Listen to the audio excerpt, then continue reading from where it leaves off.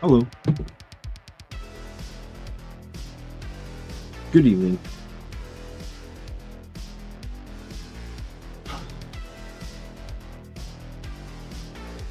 Hey, Eternal. What's happening? The first task for tonight is to tidy up the horrible edge highlighting I was trying to do on Saturday night, I guess.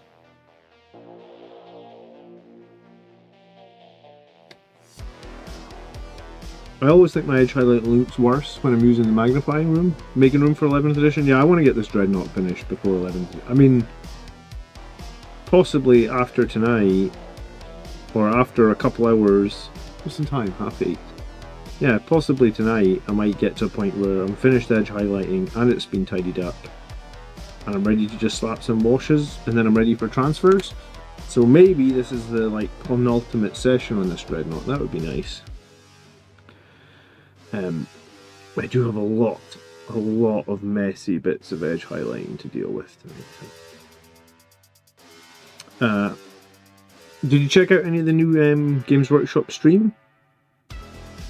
Like the live report or the commentated games that they did this week? Apparently a new battle report for free dropped on Warhammer Plus today. And Brett was watching it. Am I doing anything for the 11th edition launch? Well, that AI camera I've been banging on about came today. So I spent ages looking for a tripod. I was playing Blood Angels in 2000. I forget which edition that was. I think that was probably about 4th edition, man.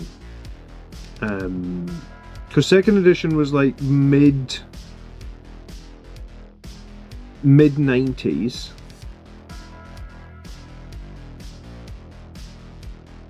So 3rd edition I think was 98. So maybe it was the tail end of 3rd edition. Is that right? I find it hard to remember all that time ago, and also I missed a few editions. Like I think I missed. I think it's either 6 and 7 or 5 and 6. I can't remember. I definitely missed 1 or 2 editions though. Basically, I went to university. And when I was at university, I wasn't playing Warhammer. Probably just did not have money for Warhammer, and also my priority at university wasn't Warhammer. It was, you know, probably girls and alcohol. Not the best priorities, but that was my priority nonetheless. Hello, Campbell. Got married, had kids. Yeah. I think everybody does that sort of thing and then comes back to Warhammer. I played a lot of video games in that time as well. Probably played too much World of Warcraft, to be honest with you. So I have a very soft spot for World of Warcraft. I actually played Warhammer Online. I really liked Warhammer Online. I really wish they would bring it back. Age of Reckoning. It was a really good game.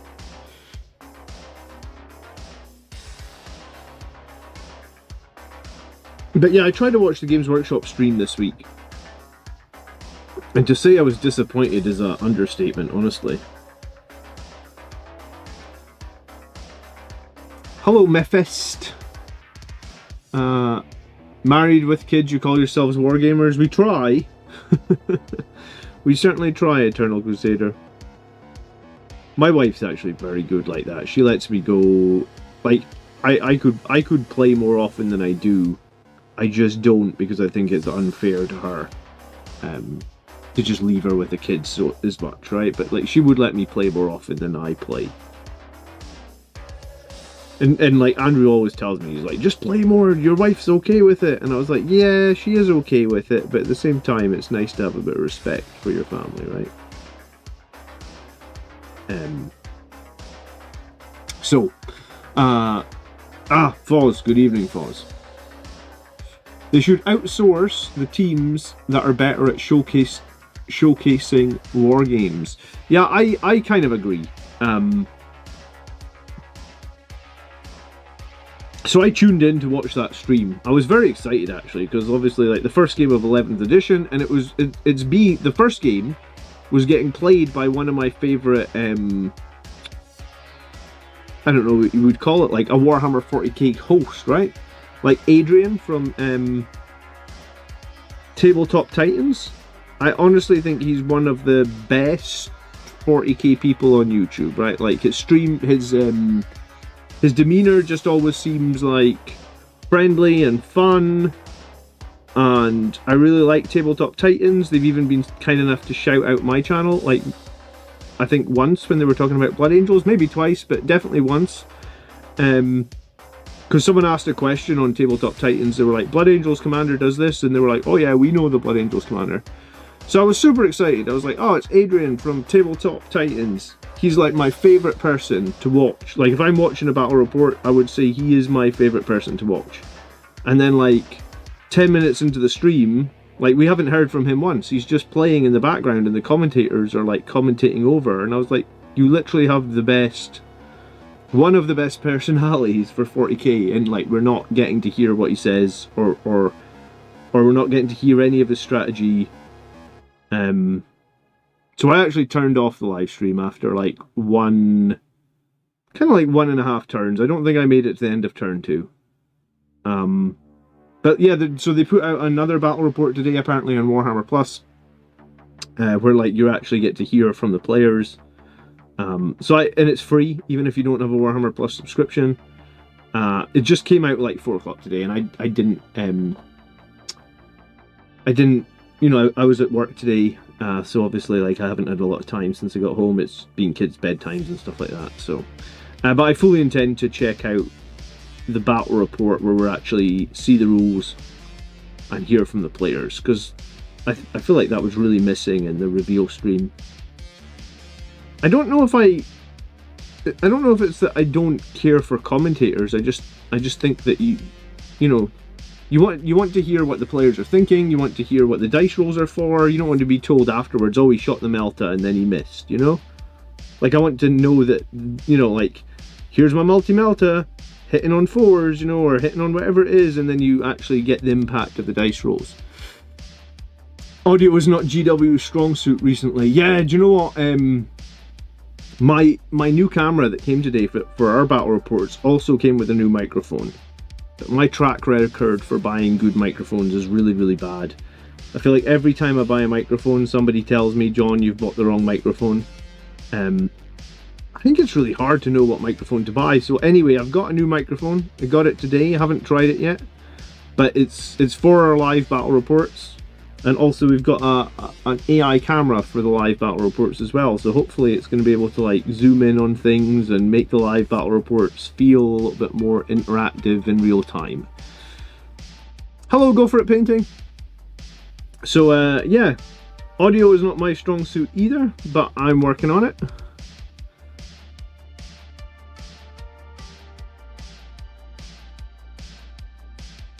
I am working on it. So I guess like I don't know if we're actually going to do any more 10th edition battle reports. Obviously Wednesday night is like battle report night, right? But I think basically I'm at a point in this edition where everybody is ready for the 11th edition content, right? Like the 10th edition content isn't really getting views very much. So for this Friday's tactics video, I've bit the bullet and I have made an 11th edition tactics video with Math Hammer, because I figured that's what the people want. So that's what we've done for Friday. So the first 11th edition Math Hammer video is coming out on Friday. I've made all the slides, I've done all the Math Hammer. I just need to do the last couple of dot the T's, cross the I's, so to speak. Get that done tomorrow night, get it out on Friday.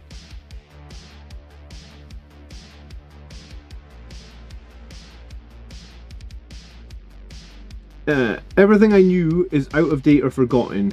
Why have the Dreadnoughts and the Death Company colours Why am I painting this dreadnought in Death Company colors? This is a shooting dreadnought. There's no real reason for me to be painting it in Death Company colors, except the fact that I've done like 4 already in red. So, I mean, don't take the idea that a shooting dreadnought's in the Death Company as gospel. I just like switching it up. I find if I already have 3 dreadnoughts in red or whatnot, and it's like, so am I going to paint a 4th one in the exact same color scheme? At some point, my brain just revolts against that, and I'm like, no, I don't want to paint another one in the exact same color scheme. So I'll make it more difficult for myself by painting it in black and having to edge highlight it. I think the important thing, though, about Warhammer is that they're your models. So do whatever the hell you want with them. If anyone tells you you can't do a certain thing, then you tell them where to go. Right? It's your hobby, you paid the money, do whatever you want. Some people like to, some people like to really conform to the official, like, this is the second company and these have this company has these very specific very specific markings and stuff like that. I don't conform to that. I paint for the rule of cool, I guess. Like, I paint... Yeah, I actually was at a tournament one time, dude, and I pulled out a Redemptor Dreadnought, which I painted in Death Company, and someone's like, my opponent was like, oh, cool, a Redemptor Dreadnought. I'll show you. He was like, oh, cool, a Death Company Redemptor. I mean, I may as well get it over here because I'm kind of copying the color scheme a little bit. This was it. So the guy was like, oh, cool, a Death Company Redemptor Dreadnought. What's its rules? And I was like, oh, dude, it doesn't have any rules. I just already painted 3 of these guys in red, and I wanted to change. I'm actually thinking the next one that I do will be gold. Like, it'll be like a Sanguinary Guard Dreadnought. I've never done a Dreadnought in gold, but I'm at the point now where I've done... this is my 3rd one I've got going on in black, and like I said, I had 3 in black, 3 in red. I'm now at 4 at red. So yeah, it's just like, I'm gonna paint my 8th Dreadnought in a color scheme that I've already done. Nah, let's do something new. Let's spice it up. So I do weird shit, basically. But I implore you, like I said, it's your models. You do what feels best for you, right? I don't think there's any right or wrong. The rule of cool. A gold dreadnought would be cool. Hello, Marius. Good evening. Marius did a Black Death Company one that was sick as well, by the way.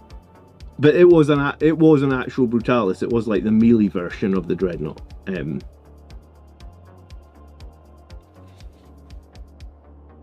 We're gonna have to get you on the channel again for 11th edition, Marius. Definitely. I don't know anyone else that's really around here that plays Ultramarines. It's always good to... What kind of dreadnought is next? Well, I've got a Brutalis still on the sprue, so probably should just man up and make that Brutalis. I've been putting it off because the last Brutalis took me like 5 hours to make, and I didn't really enjoy making. I felt like it was like the Brutalis just, I don't understand why it had to be so many pieces. It took me forever. Now people may think 33 isn't a bad number, but a reminder, we are an island. It's a wet heat. It's horrible. It hasn't been that hot in Scotland. I think it got up to like 20 degrees in Scotland. Hello, Frankie. Yeah, so Ireland got up to 33. Where about in Ireland? Southern Ireland or Northern Ireland?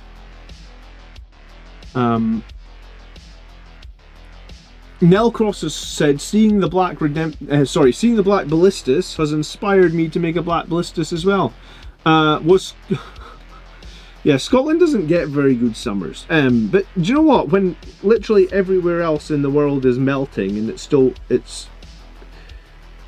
I don't know, right? Like, everybody else has been complaining about the heat wave and stuff, and in Scotland, it's been okay, but it's not been hot. Scotland's a weird one, right? Like, we just generally have bad weather, wet weather usually, but usually bad weather, so I don't know the answer. Like, am I happy that we haven't had the heat wave? Like, it would have been nicer. It would be nice if it was a bit warmer, but you know, when everybody else is really struggling, we're kind of chill here in Scotland. We just doesn't get. Have I decided if I can get an Armageddon? Yeah, I mean, I'm 100% getting the new box set. Is that the question? I'm actually going halves on it with Brett. So we're going to get 2 boxes. He's going to get all the orcs from both boxes. I'm going to get all the marines from both boxes. The way I see that is it basically gives me 10 Vanguard veterans. It also gives me 2 of the new land speeders. I mean, I don't know if I'm going to be using the new heavy bolter eradicators, but I guess that would give me 2 squads of them. But yeah, I'm definitely getting the new box. I just haven't decided yet if I'm going to make all the models. Probably not going to make the intercessors. I don't see a reason to need more intercessors. If they've got cool helmets that are separate, either one of you want to sell me the lore book? Is the lore book the rule book, or is it just a book of lore? I mean, here's the thing, someone will sell it on eBay as well, right?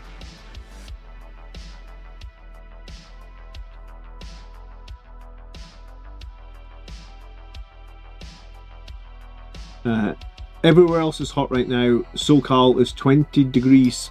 So Scotland have the same weather as SoCal at the moment. Go figure.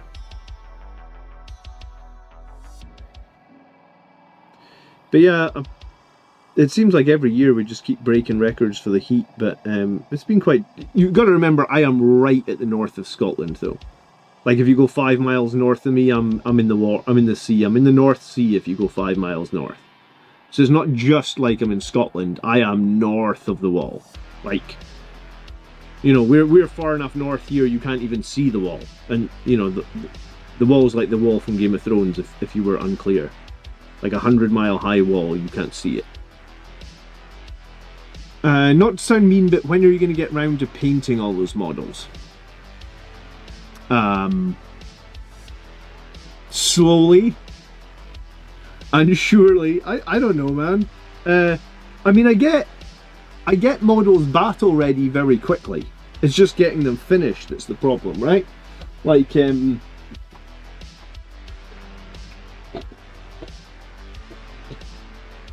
know, like, here's a whole tray of stuff that is like almost like most of it's got based and stuff, right? So it's all 3 colors, or a bunch of it's 3 colors. It's battle ready. I've got like 5 trays like this, you know, where it's like, so I could literally play with any of those models. I mean, I've taken those eradicators to tournaments before, right? I've taken these jump pack intercessors to tournaments before. I've taken these eliminators, I'm sure. So lots of stuff is based and has 3 colors on it. It's just a case of might not be 100% finished. So I'm good at getting base coats and stuff done, Foz. I'm just not good at getting things to a finished state. But hey, I'm getting there with this dreadnought. So you know, I think when it's a weird one. I keep thinking to myself, when my kids are older, right? Like, that's the excuse I use. I'm like, when my kids are older, I'm going to get more time to paint. But I actually think I won't get more time to paint. I'll just want to spend more time with my kids. Because at the moment I only really paint when the kids are asleep, right? And I have to make YouTube videos on some of the other nights the kids are asleep, so it really limits what I can do. And yeah, I for a while there I think I was believing when the kids are older I would get more time to paint. But I think as time has gone on, I actually think I want to spend more time with my kids. Can I send you a Lister review? Yeah, 100%, dude. Put it in the comment section from like the video, the list review show on Sunday that just passed. That's typically how that works. You know, like, every Sunday when I'm going to go start my live show, I look back at the comments on the YouTube channel and see who's left list comments in the last week. And like, typically I'll just pick like the 5 comments that have been submitted in the last week. Channel members and Patreons tend to get a little bit of priority, but you know, this week past it was all non-members, so it's not always channel members. We do lists of non-members as well. So I try and get round everybody. I'm only one person though, so I mean, like sometimes you might submit a list and have to wait a few weeks. That's just the reality of it's just me by myself, right? No battle stream tonight. Yeah, Richie, I think because we're so close to the end of the edition, Andrew doesn't want to play anymore. He's just waiting for 11th edition. They ended the Plastic Crackheads League. I don't know if any of you guys watch Plastic Crackheads, but they haven't done a battle report now probably in a month, maybe? So like after we went to that tournament 2 or 3 weekends ago, I don't think they've really been playing. Edge highlighting the Dreadnought looks great. Thanks, dude. I'm basically having to redo or clean up all the edge highlighting I did last time with black paint. Because my edge highlighting is poor and inaccurate. But I guess if you take the time and you make the commitment to do that, you can end up with something nice, right? So yeah, Andrew doesn't really, like Andrew said to me multiple times now, he doesn't really want to play until 11th edition comes out, which is fine. But I mean, I was talking to Miles today, and he was basically asking like, what are we doing for 11th edition? And I was like, I don't know, but I mean, we could stream the whole day, you know, get multiple battles going. Do something at least. I think when 10th edition came out, we had like 2 battles back to back on the channel. I think it was Blood Angels versus Knights and Blood Angels maybe versus Eldari. So we'll probably do something similar. I would love to play, I would love to be in the position I play so much Warhammer I can't play anymore. Yeah, but Andrew plays even more than me do. Like I play 1 game a week every week on the Wednesday night. Andrew would play Tuesday night, Wednesday night and Thursday night every week.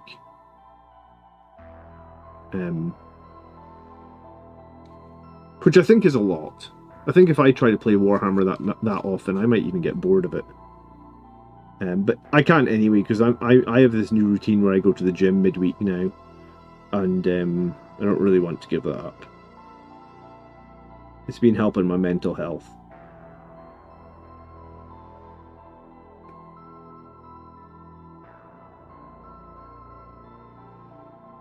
But yeah, so as soon as 11th edition drops, we'll have battle reports. Like I said, we got a new microphone today. I've not set it up yet. We got a new camera today. I also haven't set that up yet, but I'm hoping that these will be improvements for the live battle stream.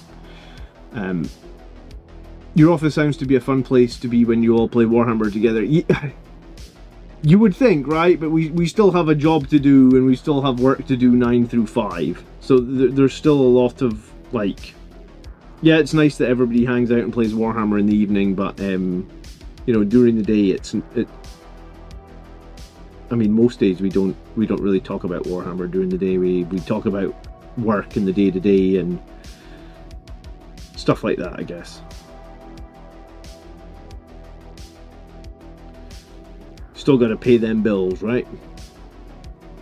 I've probably played my last tournament / league of 10th edition. Yeah, I've just noticed on my channel views have been through the floor, and I think it's because, well, I made an 11th edition video. I've made a couple actually, and the 11th edition videos are both sitting on like 7,000-8,000 views, and the 10th edition videos are sitting on like 2,000 views. So I think we've got to a point where like Games Workshop are teasing something for the new edition almost every day now. So I think appetite for the old edition is somewhat running low, I guess. So, I mean, I made that video where I said, like, these are the units you should prioritize and get painting. So you should probably, like, if you are not trying to finish some of your Primaris units for the new edition, you should probably be doing it now. Auspix Tactics is loving it a bit. Yeah, probably, because he might be loving it, but he might also be... I was going to say, like, I don't know if that guy sleeps, right? He just makes Warhammer content all day, every day. I think if I tried to make content like the rate he does, like all day, every day, I mean, I suppose for him it is a job, but like at some point, if you do something, you know, like even, like I said, I used to play a lot of World of Warcraft, but if you play World of Warcraft all day, every day, at some point it stops being a game and it becomes a job, right? Like, when I was playing World of Warcraft really seriously, you needed to, like, log in and farm materials for potions and you know, do crafting and all this nonsense. So it's like, at some point, as cool as it sounds, I'm assuming at some point it's not fun anymore, right?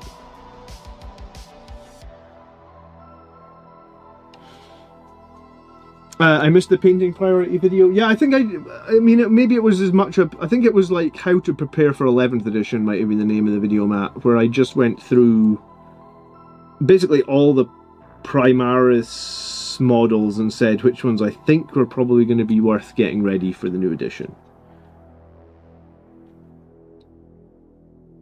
So yeah, if you're not sure and you had models that are sitting on the painting table like obviously I do, just sort of trying to reinforce what would be the safest. The WoW as a job is why my brother stopped playing. Yeah, I mean, I think I pretty much stopped playing WoW as well, because it was like... you know, if you do... I think if you do anything full-time or 40 hours a week, it becomes a job, probably. I mean, maybe there's a video game or something, or... that you can play more than that, but yeah. So Auspex Tactics might be loving life, but you might also be sick to death of having to make a video every single day, right? I watched Baldermont's 11th edition video and he gave you a shout out at the end. Yeah, I saw that. Baldermort, he's a big lore channel. He gave a shout out to... It wasn't just me, actually. He gave a shout out to a few different creators at the end of his video. Which is super... It's super appreciated when, like, a big creator shouts out the little one, because that doesn't happen all that often, honestly. It's why I've tried a few times to, like, promote other smaller channels. If, you know, like, if I speak to the creator of the small channel, and they seem like a nice person, and, you know, it doesn't really cost anybody anything to just say, here's a cool Warhammer channel that I enjoy. So, yeah, no, I really appreciate that from Baldermort. Auspex Tactics, to be fair, has shouted me out before, and I don't think I've been shy about saying to people either, go watch Auspex Tactics. He obviously covers every army and every rule, obviously in a timelier manner than I do. I think my Mathhammer videos are better than Auspex Tactics, but I don't think he really specialises in Mathhammer. Oh, you found out about me from Auspex? Well, there you go. That's nice. He certainly seems like a nice guy. I don't know him. I could walk past him on the street and I wouldn't even know what he looked like. Does anyone know what he looks like? It's a secret.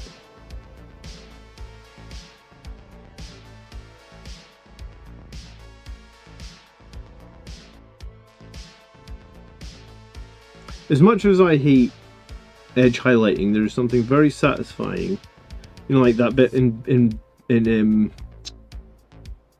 A-Team. He's like, I love it when a plan comes together.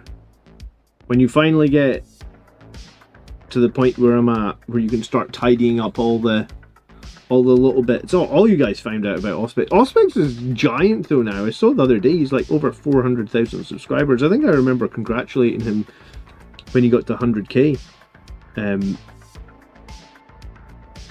He must have grown exponentially after hitting 100, because I don't think it was like a year ago he hit 100. Maybe my brain is tricking me. Maybe it was a while longer.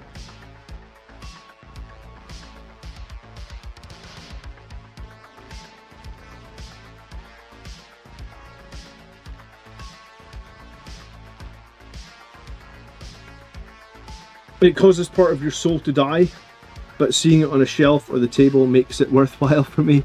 Yeah, I think that's...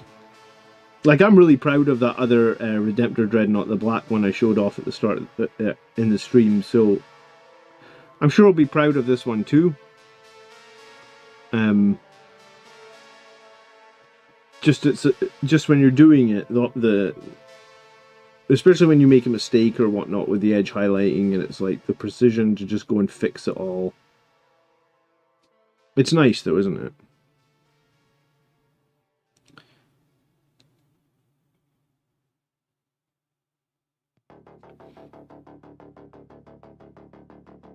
You should be shameless showing off your models when they're finished, man. I like to varnish mine as well. So I'm gonna try and find a cool transfer or two for this guy. I must admit, I know there is a new transfer sheet coming with the new edition, and I know it's got Blood Angels transfers on it. I just haven't paid too much attention to it. Does the new transfer sheet look good? Is anyone excited about it?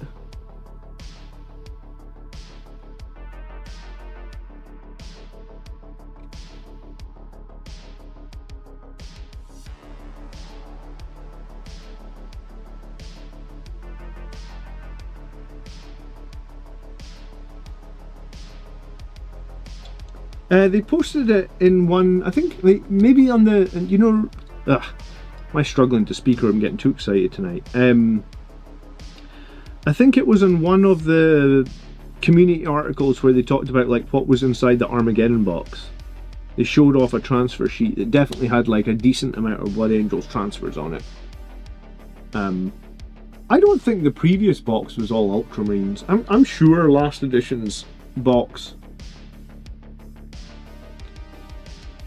had Blood Angels transfers on it. And something else that I should probably just mention about the transfer sheet in the starter box, a lot of people will sell that transfer sheet on eBay at a very reasonable price, by the way, because a lot of people like buy the starter set and they won't be Blood Angels players. They'll be like, you know, there'll be Salamanders or there'll be White Scars, but you know, the starter box is typically a good enough deal that a lot of people buy the starter box. So I've always found around the times the starter box releases, there's always deals to be had on a set of like the transfer sheets. Have you heard about Jump Pack veterans going AP2 2 damage? I have heard that, and I've also heard that the Vanguard veteran Jump Pack unit are going to have an invulnerable save. I don't know if I believe it because they don't have like a shield or something, right? But I have heard that they're going to have an invulnerable save.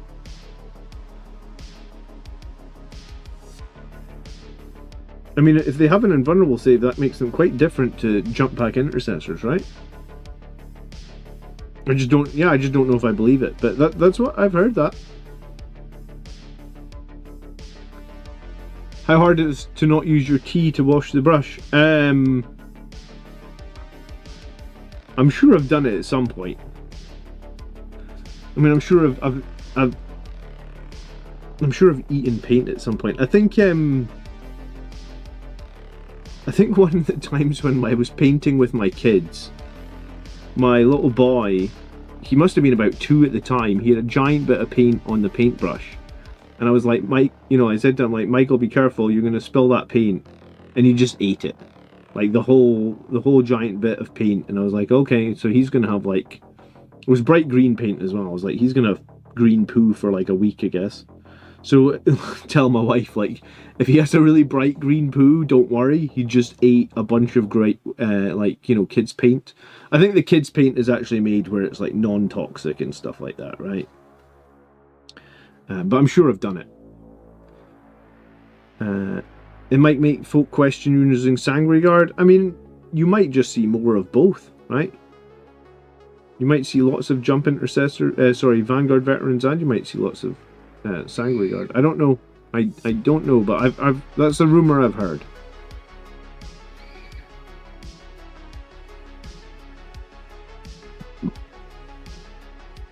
Three up, 4 up, AP 2, damage 2. Yeah, I heard strength 5 as well. We didn't see the datasheet yet. No, we didn't see the datasheet, dude, because if we see the datasheet, you can bet your ass I'm going to make a tactics video on it as soon as possible. And I'll tell you why I'll make it as soon as possible. Because no one else will be there with a math hammer, and I'll be first, and I'll get all the views. And as much as I suppose as much as I just enjoy making the channel, I do like views, same as everybody. So if there's a video I can make before everybody else and get all the views, then I'll make it. I I just hate the channels that are always negative. You know, because there's a bunch of channels that, like, every time something goes wrong, like, if you were trying to watch the Warhammer stream this week, you would have seen again that the audio was dog shit. Like, when they played the music at the start, when they were showing the armies, you couldn't hear the commentators at all, right? Like, the commentators were completely drowned out by the audio. Like, whoever set the audio balance up, well, I mean, there was no audio balance, right? It was just like, the music's on, you can't hear anything else. But I just don't see the need to make a video saying the audio was crap again. Everybody knows the audio was crap again. Like, there's been, I've seen other creators make that video where it's like, oh, you know, the live stream wasn't good, etc, etc, etc. I was like, yeah, I know it wasn't good. I just don't really get up. Yeah, that's just not my MO. I'm just not going to make negative stuff. Yeah, I'm so tired of the negative. I think that's it, right? Like, that's the tricky part though, right? Because that negative stuff obviously gets lots of clicks, lots of views, which in turn is lots of money. But yeah, it's not really for me. It's not what I'm about. So occasionally, if I'm really frustrated, I'll make a negative video, but I really try and avoid it. I think the last one that I made that was really negative was when Bloodless Angels were like taking over the meta, and Bloodless Angels did really frustrate me, because it was like, let's just take her entire Blood Angels codex and throw it out the window because Bloodless Angels is better than the whole Blood Angels codex. And I think I guess that was my line in the sand. That was where I was like, right, I'm making a video on this because I'm angry, right? So I try not to. I try to be positive. I think positive, yeah. I just want to make positive stuff. If I have to take a hit on my views and stuff because of it, so be it.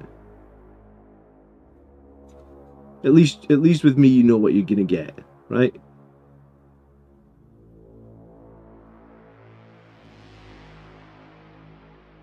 I suppose the thing is, if we all stopped watching that negative stuff, then it would disappear. But I guess there's too many, like, we can't get that message through to everybody. Like, you know, there's always people going to be like, "Ooh, what's the drama? Let me click. I want to know the drama." Frank says, "I keep coming back here because you were happy to be here." Thanks, Frank. Hello, hello, good sir. That dreadnought is coming along nicely. Thanks, Grasshopper, man. I'm trying.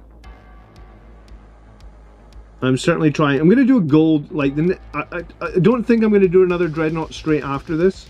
But when I do decide to do another, like, I call this the Redemptor chassis dreadnought, right? Because the first dreadnought that had this sort of, these arms, this one, was a Redemptor, right? Does it actually have, like, does this chassis have a name? Because I'm forever calling it the Redemptor chassis. But this Redemptor chassis dreadnought, I think if the next one that I'm going to do it in gold. And it's going to be like my sanguinary Redemptor chassis. I was going to say, if anyone knows if this chassis has a name, it's going to be Marius. He knows all the lore. He reads all the books. I blame the viewers before I blame the creator. They're the... Oh, Marius, that's a controversial decision, opinion, but sure, I sort of get you, I suppose.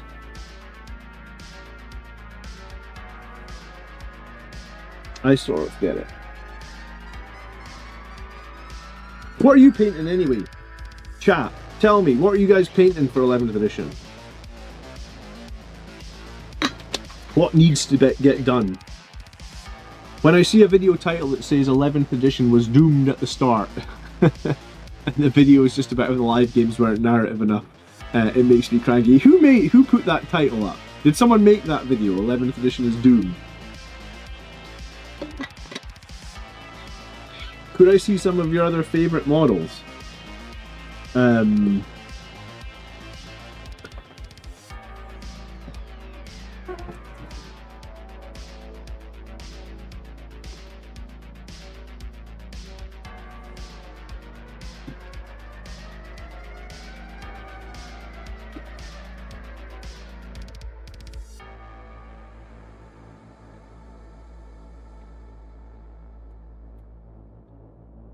This guy is a legend now, as in like he doesn't have rules anymore. But this was one of my favourite. I think he's magnetized. Yeah. So I could change him. So this was a super old bike. This bit here at the front, this thing, is the shoulder of a old. No, it's not the shoulder. It's the leg piece off an old dreadnought, the Death Company dreadnought. These winged pieces were off the Chaplain on a Bike model. This Blood Angel's iconography, I think, came off a Baal Predator, or maybe it was a Storm Raven. So this was like a crazy old bike, and then I made a captain on the bike, gave him a thunder hammer. He apparently has a magnetized arm, I guess, because maybe I occasionally swapped out his infernal pistol. This is a sanguinary guard arm. This is a reaver head, because reaver heads are dope. The only good thing reavers are for. And then he had a little magnet so I could change him out. This guy was like my showcase character for 9th edition. And now he sits in my Legends box and gathers dust. How sad, huh? But this guy was this character won a lot of games. Yeah, and the same dreaded black on it, black edge highlighting I'm doing it just now as well, right?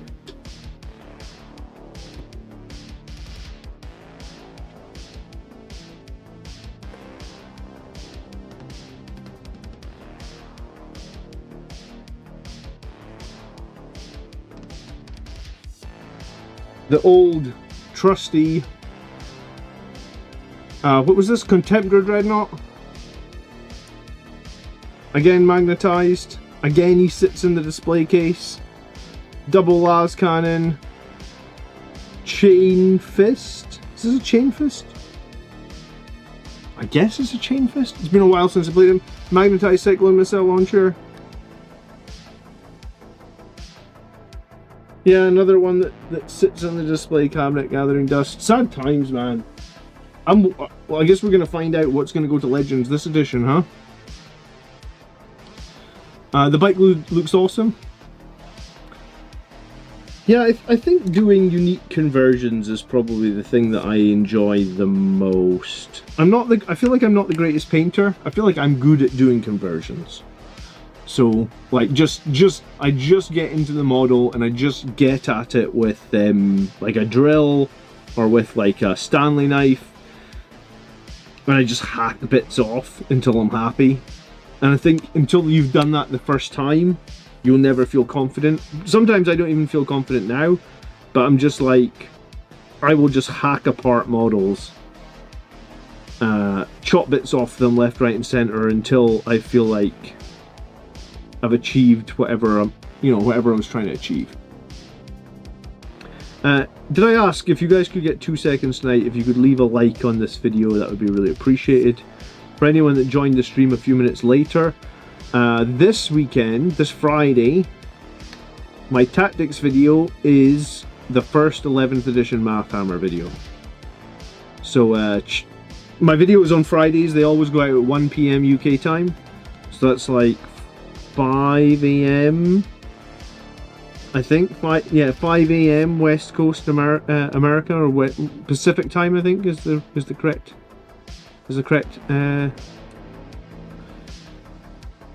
time zone. So yeah, my videos go out at 5 AM on a Friday Pacific time, 1 PM UK time, and this Friday is the first video where we've got like we've got enough rules now where I'm able to do some early Math Hammer video for 11th edition. So that's coming out on Friday. So that'll be cool. I also plan to update my website where you can do all the Math Hammer yourself. And I'm planning to update that as soon as I get the rulebook. Probably I'll update the website so you guys will be able to use the website for free, to even if you're like not a channel member, to generate results and work out the maths for all your different units in the new edition. So that the website's already there, but it will be updated as soon as the new rulebook is available as well. Nell Cross, thanks for hanging out, dude. Have a nice evening.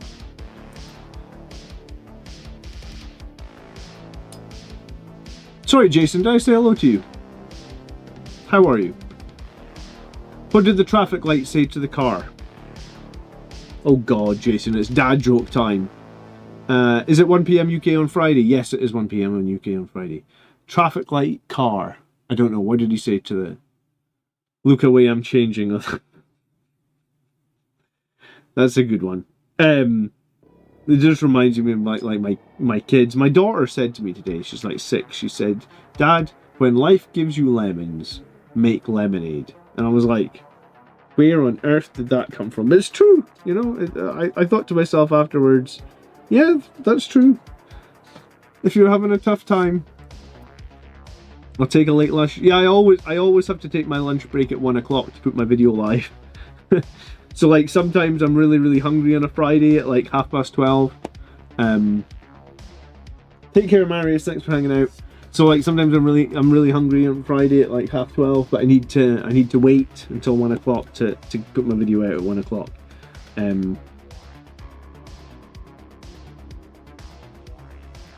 Yeah, I've been doing a diet since the 1st of January, in fact. So yeah, the hunger has been no joke. Like the last, I think it was like 10 days ago, it was really bad. I had to change my calories that I'm eating each day. Because I just like my hunger was getting to a point where like my stomach just, like I couldn't concentrate. My stomach was just gnawing at me. Can't you just schedule it? Yeah, I think you can schedule it, but I think like when I put my video out, I like to post about it on the Facebook group. I like to post about it in Discord. I like to post it on Reddit, you know, because I think the way that YouTube works is like if you get a lot of views in the first hour, then it'll give your video some traction. So it makes sense to probably post it myself and then try and generate a bit of traction for it. Does that make sense?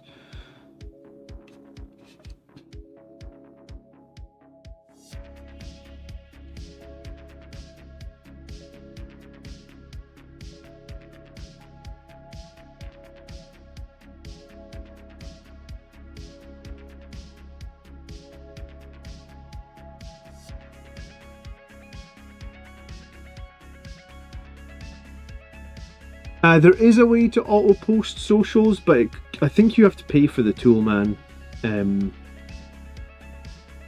I think there's a tool called... Oh, I forget what it was. I looked at it before and it costs quite a lot of money. Like, you know, like... I think it was like 20 or 30 quid a month, and I was like, dude, it literally takes me 2 seconds to post that stuff. So, it is what it is, I guess. I post it manually.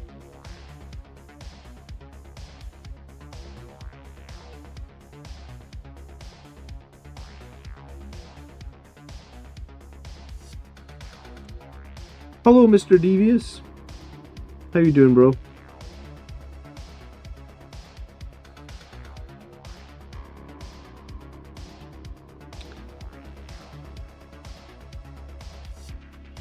When do you think pre-order for 11th will be up? I think we kind of know. I think the rumor is that 11th is coming out on the 20th. So like, I think what that means is if you pre-order it, you will get your box on the 20th of June. Which means if it works historically like GW typically work, which is a 2-week pre-order, I think that probably means pre-order is the 6th of June. And that's I think I heard another content creator talking about that. So maybe it was Valrak. I'm trying to think if there's anyone else I've watched recently except Valrak that would have been talking about release dates.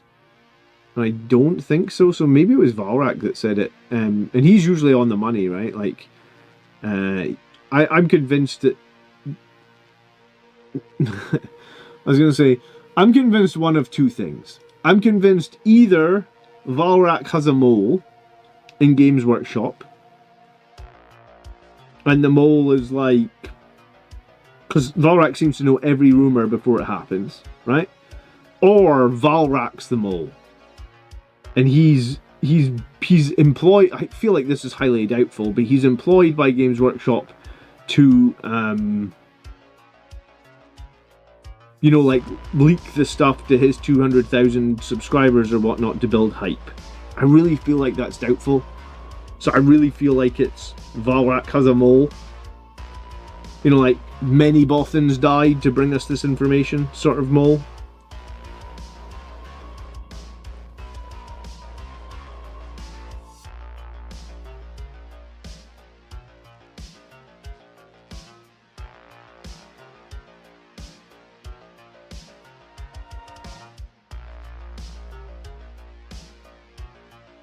So yeah, I think 6th of June is going to be the date. I might look at using Apple shortcuts to automate posts. Do you know what? I use one of the AI agents called Claude, and I use it quite a lot. So I could probably actually get some sort of script written with Claude. I don't know if you've been watching the battle reports, Jason, but on my battle reports, I now have this. The camera that sits above the table, like looking down at the table, it now like zooms in and moves around, and now we've got a third camera as of today. The AI camera has arrived, so like I'm going to be using Claude to write some sort of script that will hopefully let the AI camera like detect where models are moving and zoom in on them on the table. I don't know how I'm going to do it, but Claude's really powerful, and I've been using it for a while, so I could probably use it to automate my socials.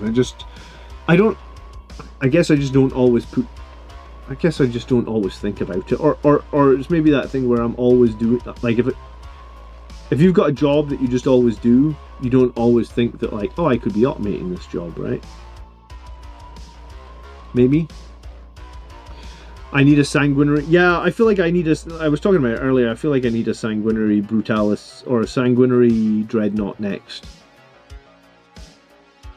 Maybe it would make more sense for the sanguinary dreadnought to be a redemptor dreadnought, though, because that kind of has like a plasma gun, and redemptor dreadnoughts kind of have, you know, like it's got same as like how the Sanguinary Guard have like a infernal pistol. It would be kind of the same, I guess, maybe. I don't know.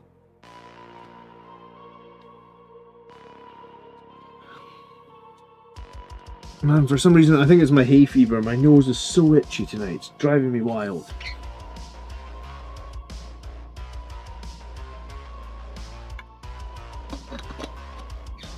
What is an Apple shortcut, though? Is that something you do on your phone, or is that something you do on, like, an Apple computer?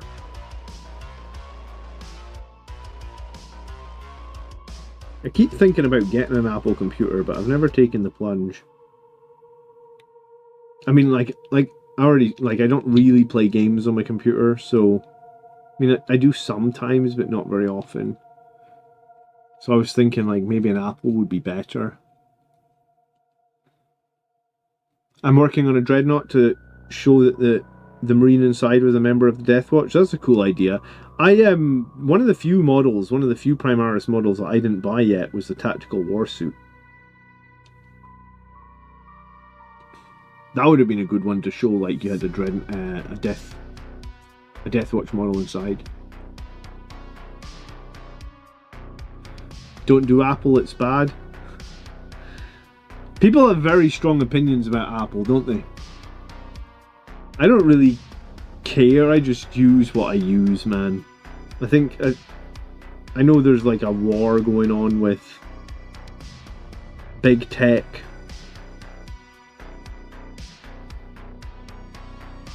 I think it is what it is. Apple's good for editing, I've heard. I've heard Apple's expensive for editing.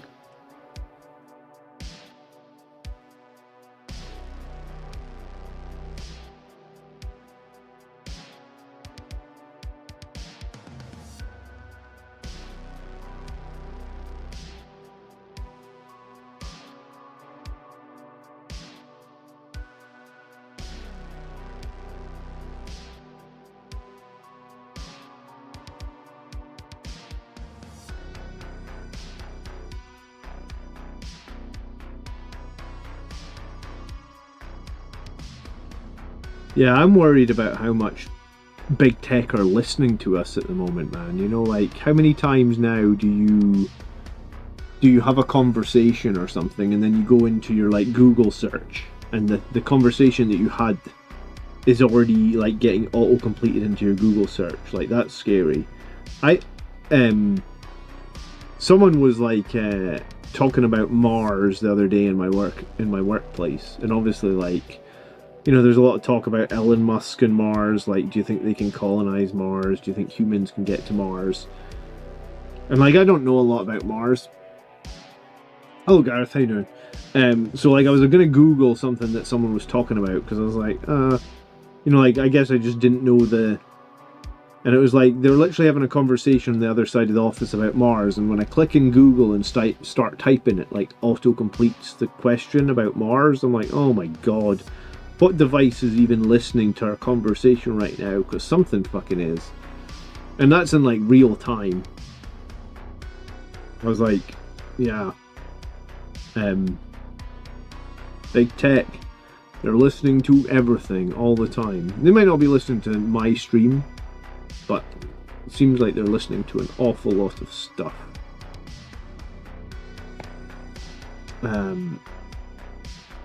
But yeah, my Wednesday's good, thanks, man. Just having a chill night, doing the dreaded edge highlighting on the Redemptor Dreadnought. And then I think once the edge highlighting is done, I'm just going to wash everything, and then it's time for transfers, pretty much. So hopefully I'll be able to finish this on maybe this week.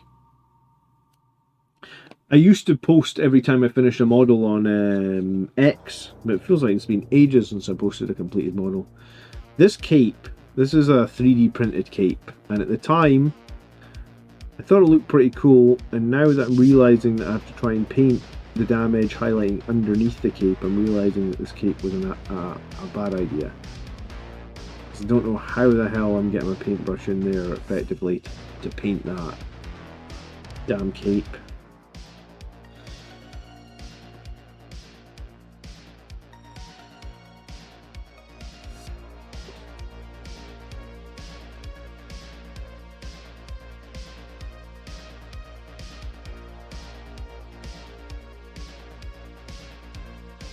Yeah, once you have a conversation about something, your phone starts advertising it to you. Yeah, I think we had that conversation like a few weeks ago, Frankie, in that, like, can't even remember, I think it was a bathroom blind or something, right? Like, we broke the blind in our bathroom, or the kids broke the blind in our bathroom.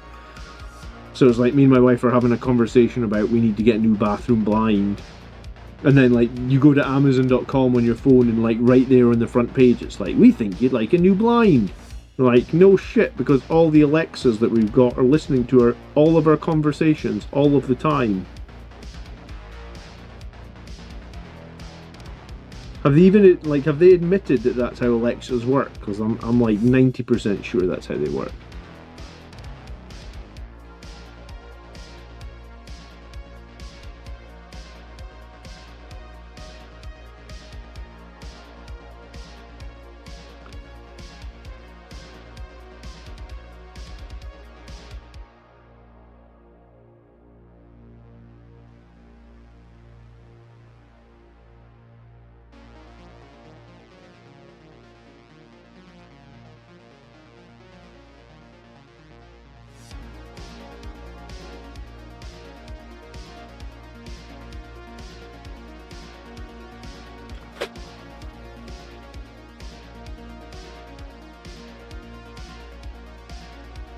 Makes you worry about, like, where we're going to be in the future, right?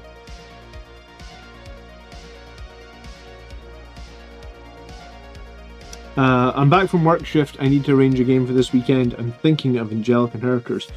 So I thought Angelic Inheritors was going to be, like, removed for the new edition. But someone told me that they think that the Grotmist detachments are staying, so I don't really know what to believe. I think it would be sad if we lost Angelic Inheritors. I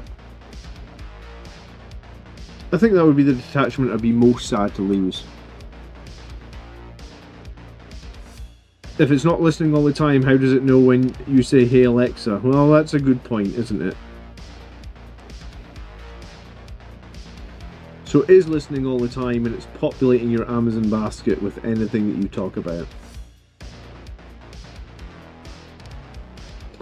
Hammer, hey bro, how's it going? I should be on a plane back to Norway right now, but after leaving 5 hours early, there was a bloody crash. I had to reboot for tomorrow. Well, I hope the plane crashed. I hope you're alright, man. It would have been on the news of a plane crash, wouldn't it?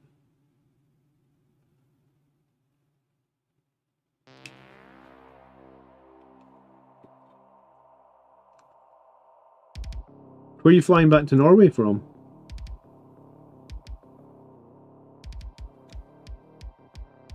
I don't know too much about Norway, but what I do know is that Martin Odegaard is a very useful football player. It's the Champions League final on Saturday, actually. I'm hoping Martin Odegaard will captain Arsenal to victory.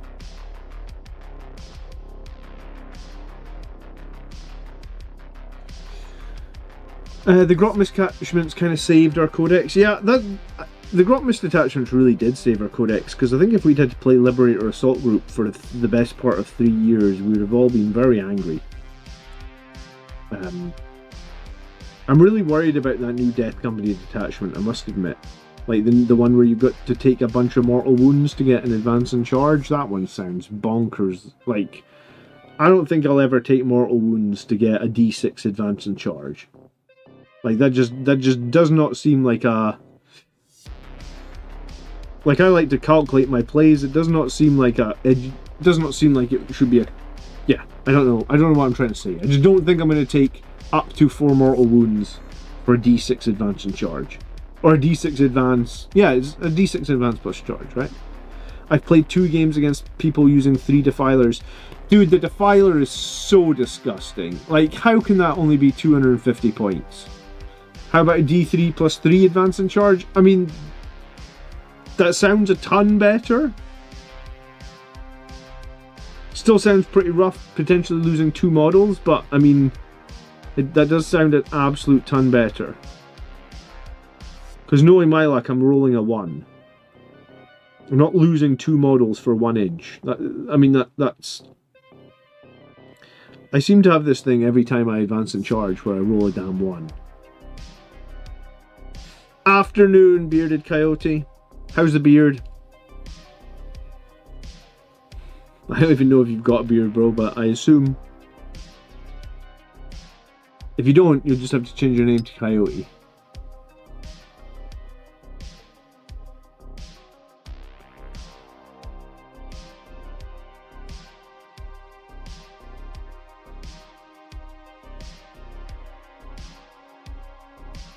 I've got my first 11th edition tactics video coming on Friday, man.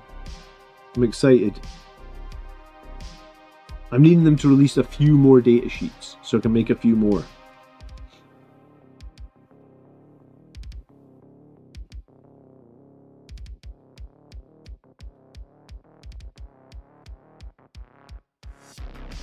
If the detachment is 1 point, then I could see it being useful. Yeah, I mean, I think it might be a cheaper detachment, yes.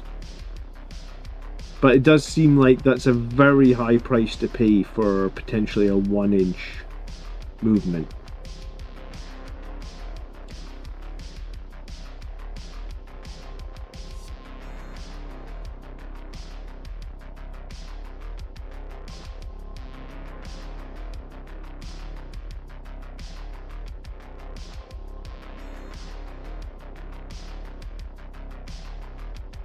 I mean, I'm hoping this, like, I made this criticism of the Space Marine Codex, the 10th edition Space Marine Codex anyway, that was like, I don't know if you remember, but there was no real melee detachment in the 10th edition Space Marine Codex, right?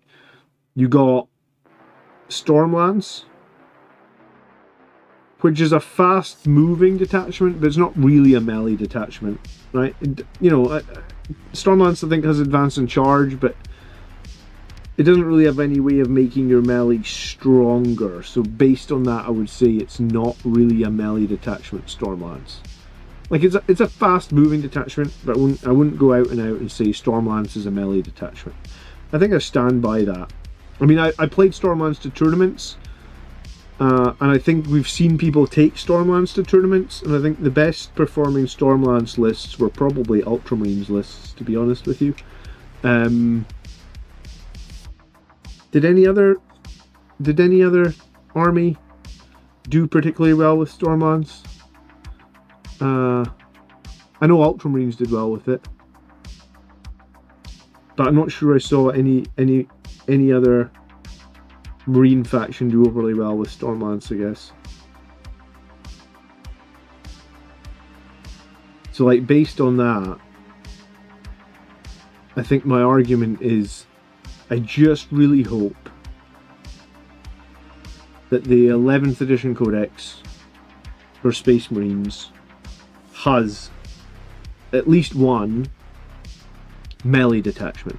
Like, doesn't need to be particularly like bonkers powerful, but we need at least one dedicated melee detachment in Codex Space Marines. I think that should, I think in the current, in 10th edition we got like 5 shooting detachments.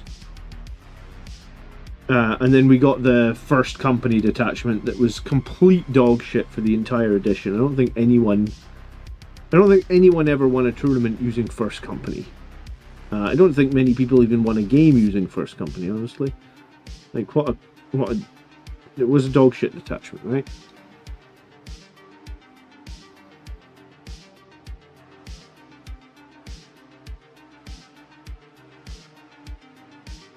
God, I'm gonna have to tidy that up under there. Like I said, putting this cloak on has made painting underneath the cloak an absolute nightmare. Alright, well, I made it hard for myself. Yeah, I mean, so, sorry, going back to 3 Defilers. I think Defilers are honestly 50 points undercosted. I think they should be 300 points. When I said that, I thought that I was just being bitter, and maybe they should be like 280 points. But I just think Defilers, for what they bring, for 250 points, they bring way too much. They're fast, they're durable, they're good at Overwatch, they're good at shooting, they're stripping cover, they're good in melee, their movement is great, they can go through terrain. Like, what is their negative? You know, like, because if you think about it this way, right? Games Workshop have been making everything much more tuned. You know, like, a good example is these new heavy bolter eradicators. So you've got eradicators that are good at infantry, and you've got the old eradicators which are somewhat good against vehicles. You know, so it's been like, they've been trying to make units that are specialized across the board, right? Like, you know, like Primaris units usually only fill one role. This unit, Intercessors, only kill certain things. This unit, Desolation Marines, only kill certain things. So they've been trying to make this like rock, paper, scissors, for a lack of a better analogy. Yeah, for lack of a better analogy, they're trying to make the game rock, paper, scissors, right? Or if you know the more advanced rock, paper, scissors, apparently it's like rock, paper, scissors, lizard, Spock. The downside is they're $145. Well, the downside is that a bunch of people will already have bought 3 of them. That's the only downside. Because their rules for the Defiler are just so friggin' strong. I think they are 50 points too cheap. And I know that probably annoy everybody that has gone out and bought 3 Defilers, but I just think they're that good. Like, I mean, here's the thing: you go and put 2, like this is a Ballistus Dreadnought I'm painting right now. If you put 2 Ballistus Dreadnoughts up against Defiler, what do you think wins? I think the Defiler wins. And at the moment, the Defiler is 50 points less. I think it's just too good. Models do release when they are too good. It's happened multiple times, not just this edition, previous editions too. Models occasionally are released and they are just too good. I think that's where the Defiler stands. When the tournament players are all rushing out to buy 3 of them, you know they're too good. And I think the last couple of tournaments we saw, it was like the final, the top cut was like 3 defilers, 3 defilers.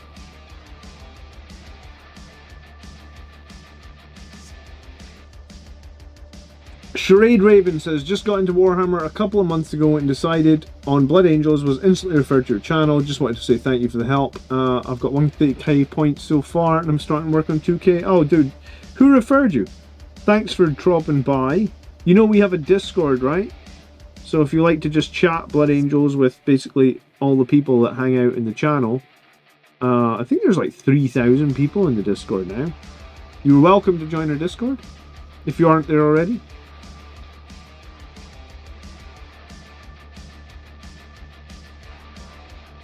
But yeah, good time to join with the new edition coming out. New units. Exclamation mark Discord or look in the video description. And you should be able to get a link to the Discord. A friend recommended? Well, tell you next time you see your friend, tell him I said thanks.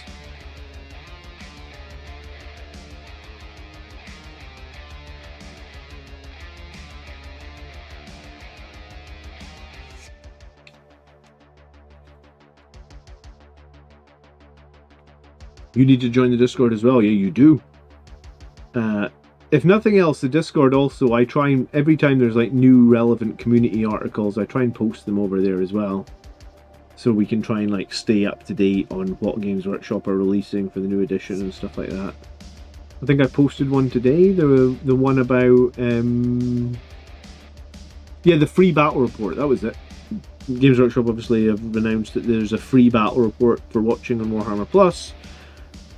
Which has, I guess it's the Blood Angels and Orcs from the new box set, right?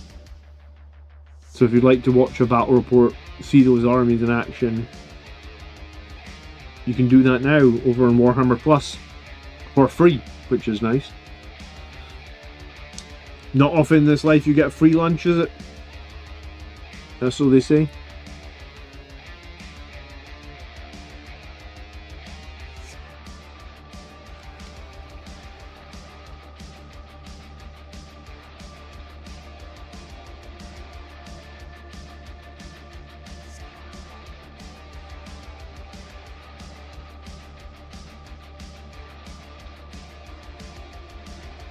I think tomorrow is the last day of the Skulls event as well. If you guys didn't realise, there's a ton of games, Warhammer games on Steam, heavily discounted.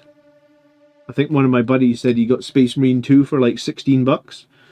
I mean, I think Space Marine 2, I imagine as soon as the sale ends, it'll go back up to like 39, 40 bucks probably. Is that the cost of Space Marine 2 these days? So if there's any video games, Warhammer video games that you didn't pick up yet, you should check out Steam tonight, because I think the Skull event is a week. And I think it started last Thursday, so it means at some point tomorrow all those sweet discounts will disappear, I guess.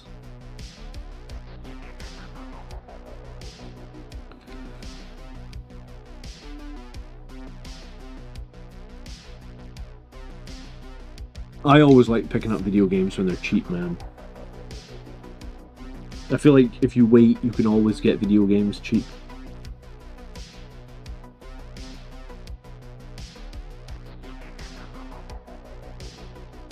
I actually wanted to get the new Diablo 4 expansion because I haven't played it. But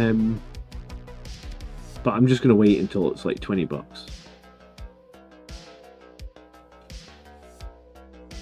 I think when I was growing up, Diablo was probably my favourite game. It was Diablo 2 that I played.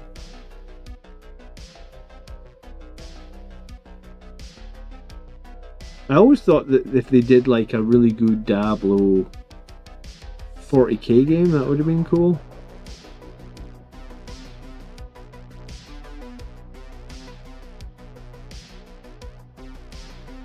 It's just a game of patience. Yeah, exactly. If you just wait, you'll get a good deal on them.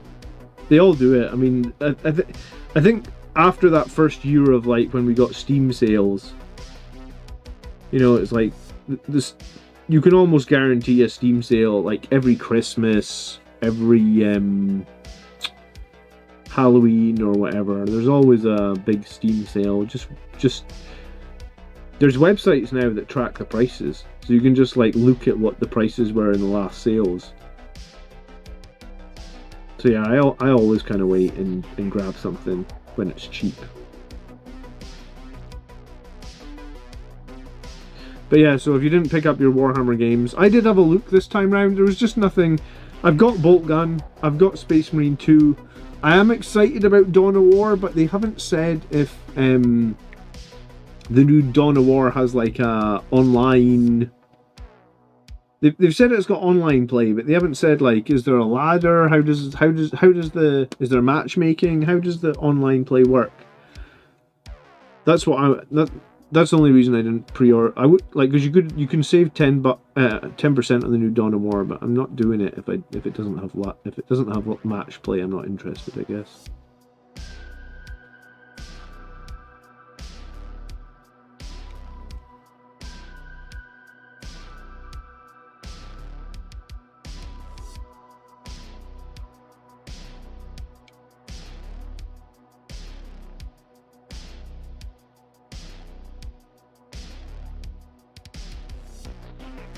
I think they have a release date now for Dawn of War. It's like September though, so it really isn't that far away at all.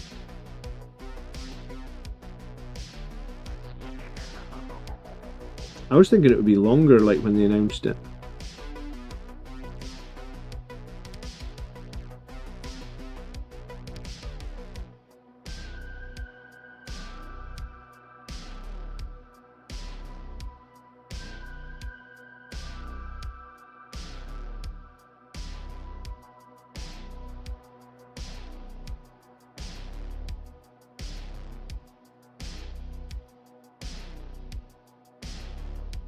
You can never tell with video games. Sometimes they announce them and it's like, oh, we're not coming for multiple years. And then other times, like Dawn of War, they announce it and we're like, oh, we're going to be here in 6 months. But yeah, I think that's the 40k game I'm most excited about, is Dawn of War. I just really hope it's got like some sort of competitive multiplayer.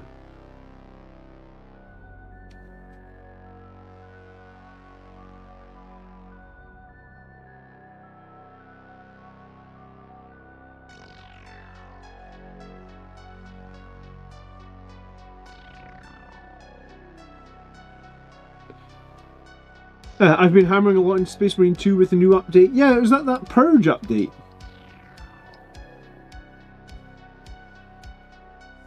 Enjoying the siege mode, and the customization on Space Marines is really good right now. I picked up Inquisitor Martyr. It's a Warhammer ARPG. So far so good, but it's an older game. Yeah, you know, a lot of people have picked up, is it Rogue Trader, the new one? I like the idea of it. I just don't know if I have time to commit to it. That's like, I often talk about how, like, with the kids and wanting to spend time with my kids, I feel like I don't even get enough time to paint. When I was growing up, I really liked Baldur's Gate 1 and 2, but I never bought Baldur's Gate 3 just because I was like, I don't know if I feel like I have time to sink 100 hours into Baldur's Gate 3. And then everybody was obviously raving about Baldur's Gate 3 being amazing, and I was like, I didn't buy it. I feel bad. But, it is what it is, I guess. Is that a Lord of Change head on the base? Yes. Colin gave me the head of a Lord of Change, and he gave me a...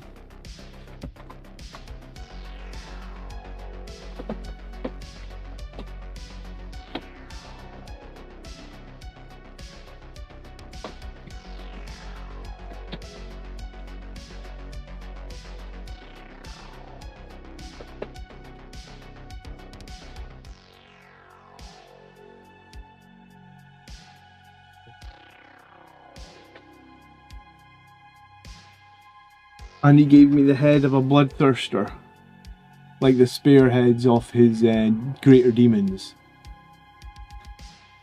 So I cut the Bloodthirster's horn in half, and then put his head on Dante's base, I did also give Dante wings because I feel like he deserved a pair of wings. And then I put the Lord of Change head on this one. My first playthrough of Baldur's Gate was 300 or 400 hours. Well, that's why I didn't buy it. I'm sure I would have enjoyed it.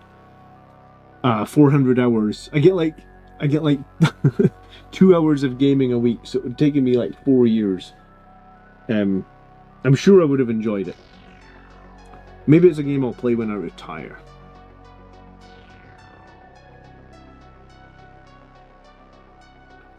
But yeah, I don't really know how to paint the Lord of Change, I must admit. Like, I painted his tongue and I painted that little thing on top of his head. At the moment, he's just... I think I just hit him with contrast paint. So I'm going to have to...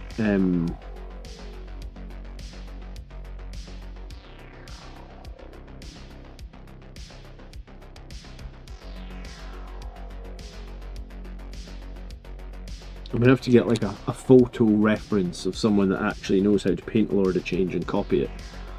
Or maybe not copy it, but take inspiration from it. Because, yeah. I guess I do not know how... Like, I've never painted a demon. I'm not even... Like, when I was painting the Bloodthirster on Dante's base, there's definitely a degree of, like, just guesswork. Because I guess I didn't really know what I was doing, right? I must have painted Marines my whole damn life. I'm no heretic, I don't know how... The most heretical thing that I would do is paint my armor black.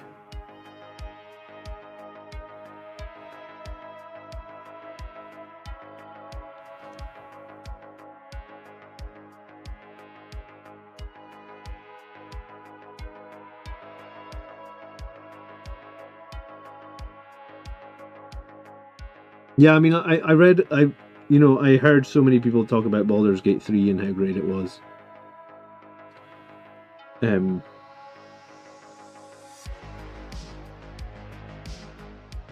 But yeah.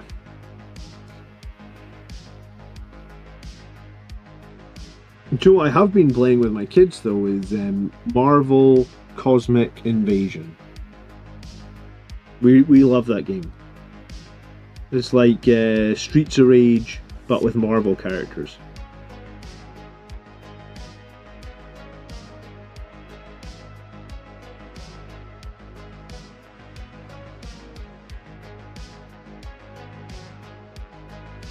So if you enjoyed the old Streets of Rage video game, then I recommend Marvel Cosmic Invasion.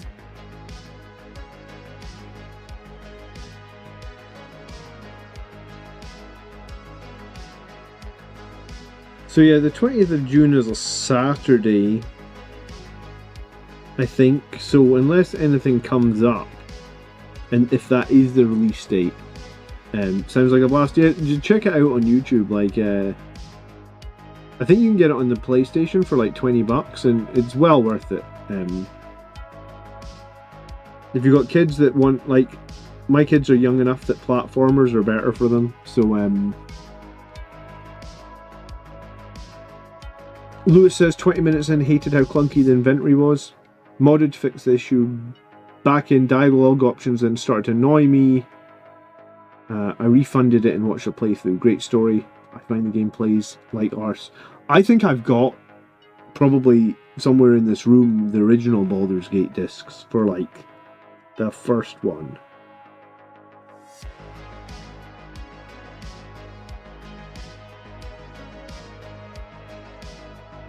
But yeah, Cosmic Invasion is very cool.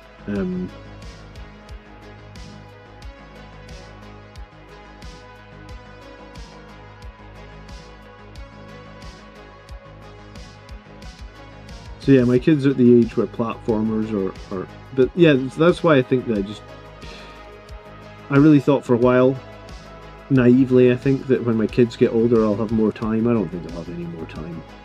So Saturday night, Wednesday nights, that's my time. Usually we do battle reports. And then I do a little bit of painting on Saturday.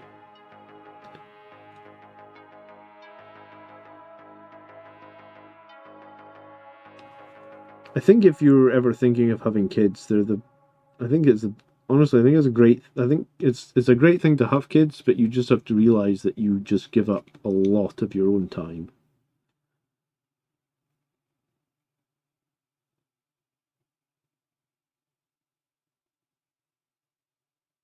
Like I wouldn't change it. I'm very happy to be a father. I think it's rewarding. I enjoy it. Is it a little bit frustrating I don't get as much painted? Probably.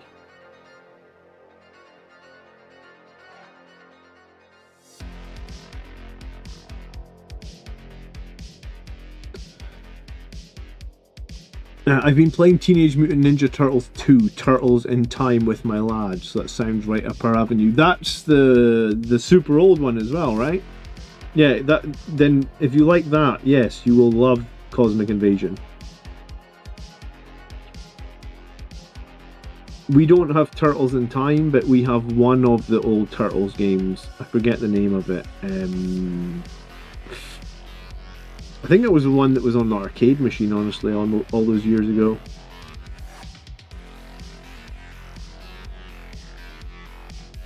I don't think, like, I think it should, like, I think the game should probably just be called Teenage Mutant Ninja Turtles, the arcade game, but it's not. It's got, might be called, like, Turtles Calabunga. I don't think it was called that. In the arcade, I think it was just called Teenage Mutant Ninja Turtles. Like, well, back in the day when you went to arcades, they didn't really have names, did they? It was just like Mortal Kombat.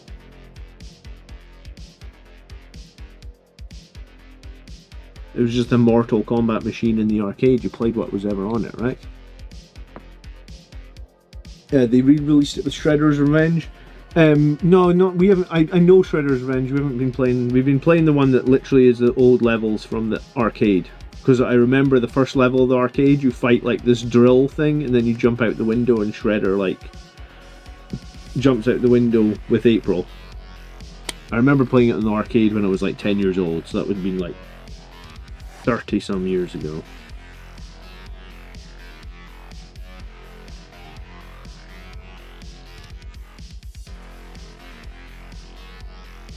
Nothing will ever beat Time Crisis. Oh man, that's a classic. You know they released some sort of like re-release of Time Crisis with a gun and a step recently, right? Like I saw it. Scarecrow, what's happening? I think you can get it. It's like $100. It's like the original Time Crisis with a gun, and I think there's like a step that you stand on, and I think it works with modern televisions. I think they've like rejigged it or something, so it works. Google it, man. It's definitely a thing. I definitely seen it. Putting off my new crack. What is the new crack, dude? I mean, I'm fixing to order some new crack in like two weeks for the 11th edition Armageddon box, I think. It's going to be like next Saturday, is it? It's funny, I always have kids' football lessons, like my 4-year-old and 6-year-old. They go to football lessons on Saturday morning. So everybody's standing watching the football lessons, hears me trying to do my damn pre-order on the well, I wouldn't even say Wi-Fi, would it be? It would be like on the 4G, I'm trying to get my damn pre-orders in. Oh, I figured it was 40k crack. I meant like, what models, dude? Like, what is the crack?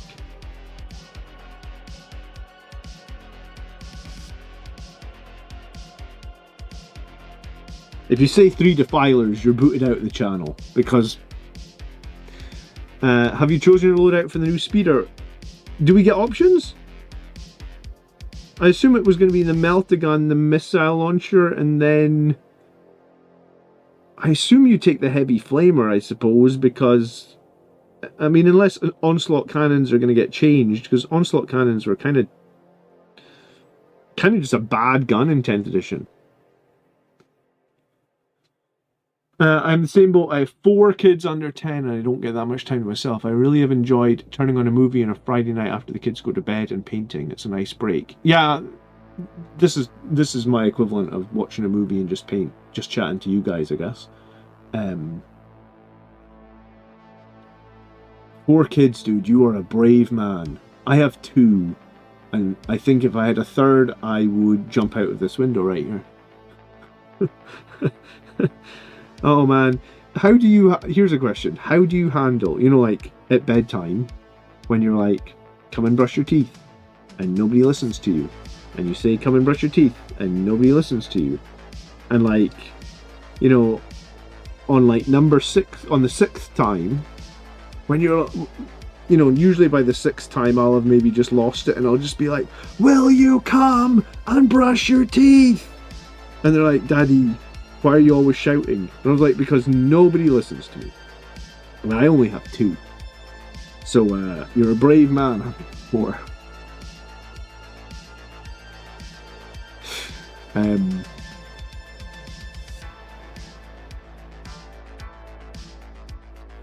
I've never had any interest in it. Then on Wednesday a week ago, a guy in my Magic the Gathering Discord mentioned Space Wolves.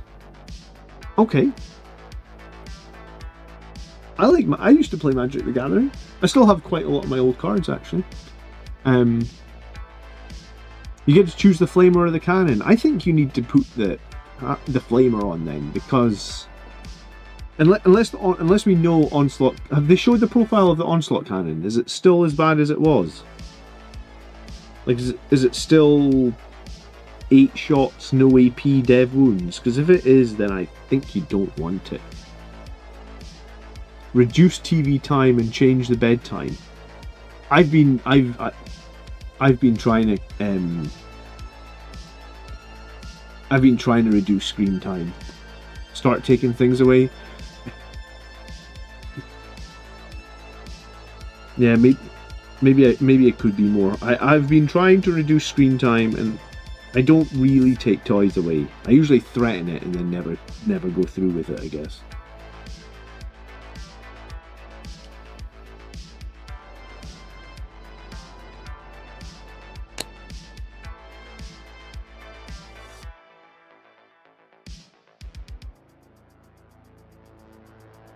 That underslung weapon is a choice. Yeah, I think you have to pick the flamer, Peter, unless I'm missing something. If they're pulling that now, imagine what they will do in the future. I'm working on it.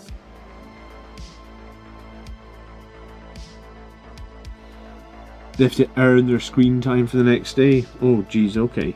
Maybe I need to do that then. Okay, because my 2 are really bad at listening to me. I don't think they're malicious, they just don't listen. It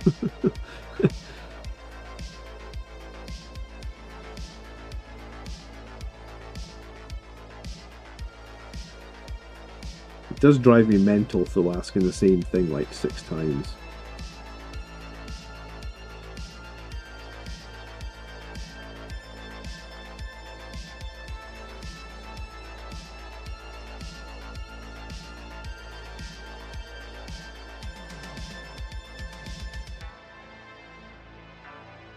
Dreadnought looks great, thanks dude. I feel like it still needs a lot of work, but we're getting there.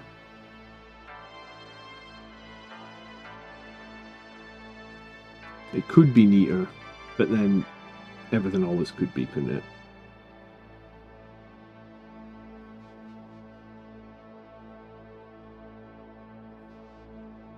I like the idea of earning screen time. The Onslaught is 24 inches, 8 attack, strength 5. They left it at 0 AP. Dude, I don't know, man.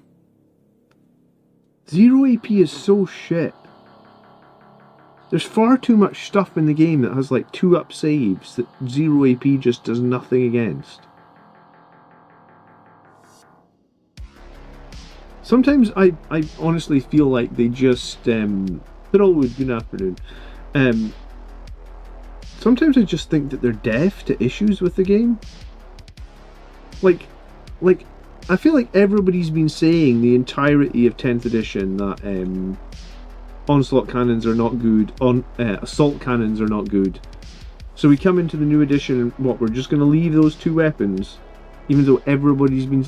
I mean, it's different to say they're okay for Ultramarines with their +1 to wound on everything. Cool. But let's not forget, most of us aren't Ultramarines. God, that's annoying.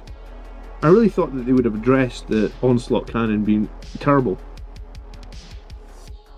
Games Workshop must play a lot of armies with 5 or 6 saves. Yeah, I mean, like, because you come up against something like Death Shroud Terminators and they just do nothing. This is why I'm a little bit worried about those Heavy Bolter Eradicators, man. Because, like, what? Heavy Bolters are strength 5. So, you've given me a unit that's going to be good at killing things that are essentially T5 and under. Did we need that? I enjoyed Rending back in the day. It was peak, yeah. I've put my Gatling cannon on because I haven't quite got over the 3rd edition bias. I feel like you're probably going to want the Heavy Flamer. Maybe we should magnetize it in case they finally realize that Onslaught cannons are bad and they fix it.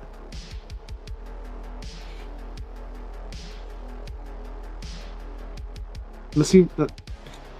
AP is armor penetration? Yeah, 100%. AP is indeed armor penetration. Please just ask if you have a question. I'm more than happy to answer.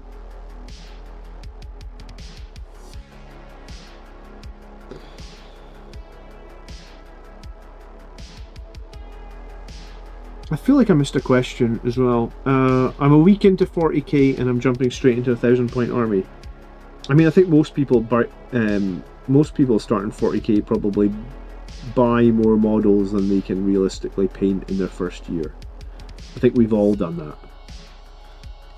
Heavy Flamer is the better choice? Probably. Yeah, probably. I feel like the Heavy Flamer probably is going to be the better choice.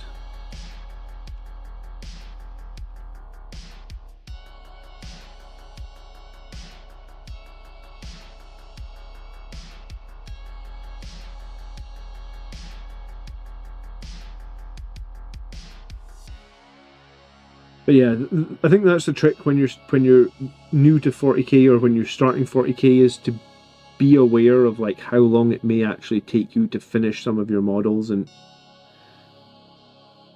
you can end up making things a bit scary for yourself just because, you know, a couple of $100 could potentially buy enough models to last you over a year, and then you actually dive into it and you start doing it and you realize just how much work you have ahead of you.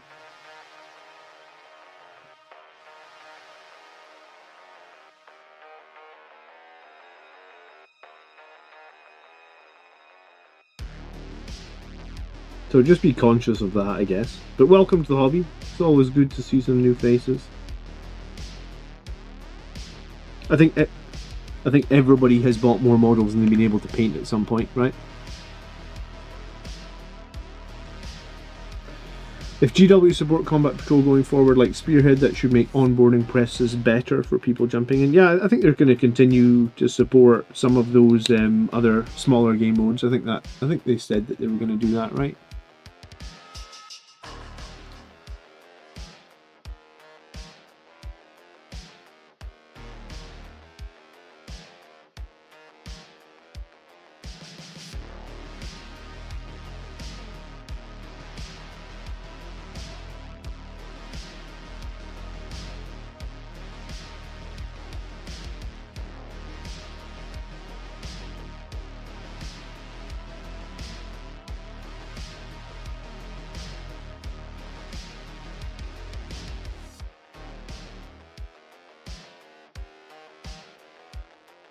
I'm making more Assault Terminators. I want to try 30 in a list. It's going to be fun next edition if I can stack a movement buff on them.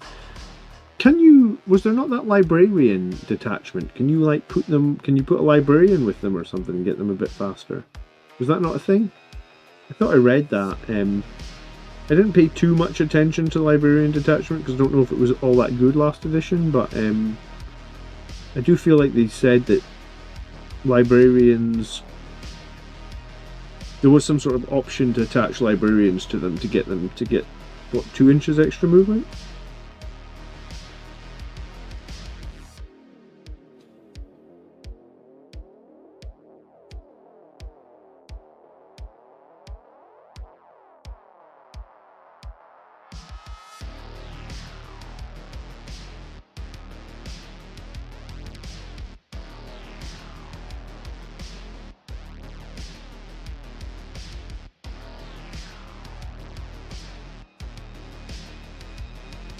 Seeing this dreadnought after highlighting her down, you're making me very jealous. I don't have the patience to do it.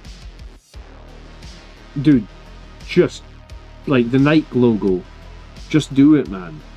Just do it. Couple of years ago now, probably maybe just 2 years ago, maybe a little longer actually. Yeah, probably in terms of my painting, probably like 4 or 5 years. But in terms of like, in general, in life, what I've realized as I've got older is like motivation in general, right? Like the motivation to do anything is very finite, right? Like, you know, like that's why on January the 1st, every single year, hundreds of people all around the world are like, this is the year I'm going to lose weight. This is the year I'm going to go to the gym more regularly. This is the year, you know, I'm going to do X, Y, and Z January the 1st. By like February the 1st, 90% of people have just given up, right? And it's the same shit every year. And I think a few years ago, I actually made a video on this channel about painting, and the video was called something like, don't let motivation control your painting, right? Like, just set a time every week, a time that you're not going to have other commitments. So for me, it's like Saturday night, or, you know, Wednesday night when I'm not doing a battle report, for example, and just sit down and get your paints out, even if you don't feel like it, you know, like, and you just commit that is the time that I do the thing, right? Like, look at think of your day job, right? Maybe you have the greatest day job in the world and you like going to your day job. If that's you, then I feel like you're a lucky person, right? Everybody else, or 90% of the rest of us, don't want to go to the day job. Not every day. Some days we might be, but some days there's definitely days where it's like, oh, I wish I didn't have to go to work today, right? Like, you ever said that? But you go to work, and what happens? You get to work and you start working, and then an hour later, maybe you actually had a really productive day because you didn't have a choice, right? And I think I learned a few years ago when I was probably in a painting rut or something like that, that like, if I let motivation control my painting, I just won't get as much painted as I want. Whereas if I just sit down and start painting, you know, I'll always get stuff done, right? And then, I know I've complained about it probably on this stream, I've probably complained about it on other streams as well. I've been doing, on January the 1st this year, I made a commitment to track my calories. So every single day, every single meal, since January the 1st, I have punched it into a calorie tracker and I have tracked my calories. So it's like 5 months now. Do you know what the result is? I have lost a shit ton of weight. And, you know, I already was going to the gym quite often, and I'd done the same thing with the gym. Like, I'd set the times, these are the times of the week that I go to the gym. And I might be in the absolute worst mood of my life, not wanting to go to the gym, don't have any motivation to go to the gym, but I just don't let that control it. I just do it, man. And I think if you at some point in your life when you realize this, once you actually realize that is how life works and you commit to it, like, what a fucking difference. How's that going? So I'm down like 12 pounds. Which is like 6 kilos. I probably want to lose like another 5, but I'm not sure I'm going to be able to lose them all before I go on holiday, but I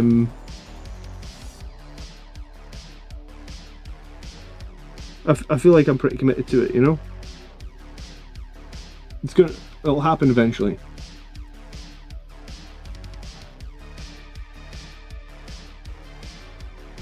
How goes the prep for 11th edition? Asked Chaos Wolf. The Dreadnought's coming along, Chaos Wolf, right? He's going to be finished for 11. I don't know how much else I'm going to get finished, but the Dreadnought's going to be finished. I feel like I'm making good progress on this guy. He's been a little bit more tricky to paint with the extra bits of custom Blood Angels things that I've stuck on him. 6 kilograms is fantastic. Yeah, I'm pleased. I was honestly, I was stalled for so long. I think I've been stalled for like a year. And my wife kept nagging, right? My wife kept telling me, she's like, if you really want to lose weight, you have to download a calorie tracker. And I kept telling her, like, oh, I don't want to have to track all my meals. It seems like a lot of effort, you know. Like I just kept going. My wife kept telling me, download the calorie tracker. I kept telling her no. I must have telling her no like 20 times. I finally did it, and then like lost 2 kilograms in my first month, and then I had to like eat the humble pie and apologize to my wife big time. Why is it that women are always right?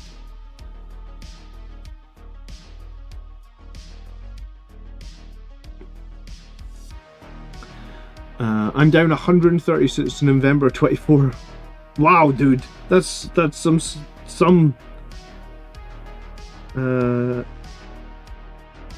That's like close to 7 or 8 stones, man. Good for you.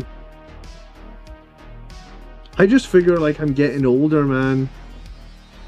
I want to, you know, I want to be healthier for my kids and stuff like that.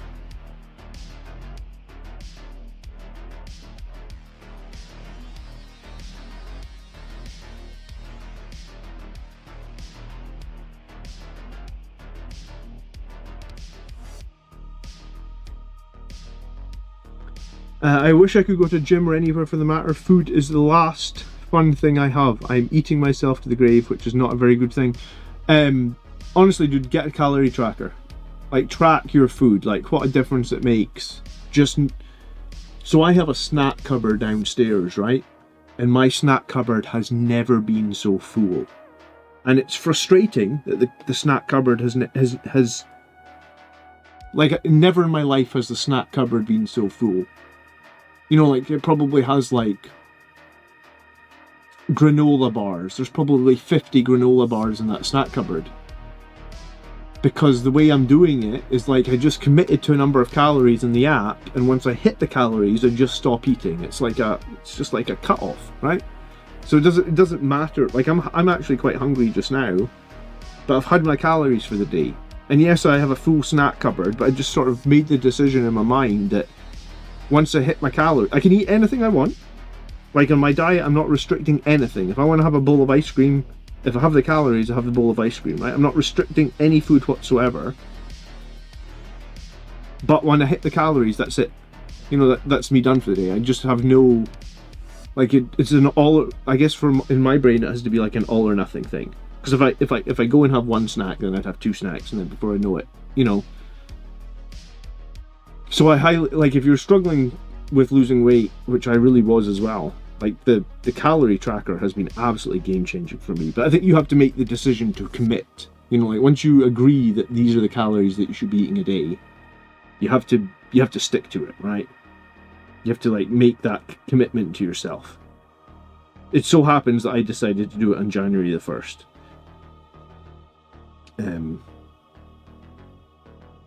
What's the calorie limit? My calories are actually fine. I've been doing 2,300 a day.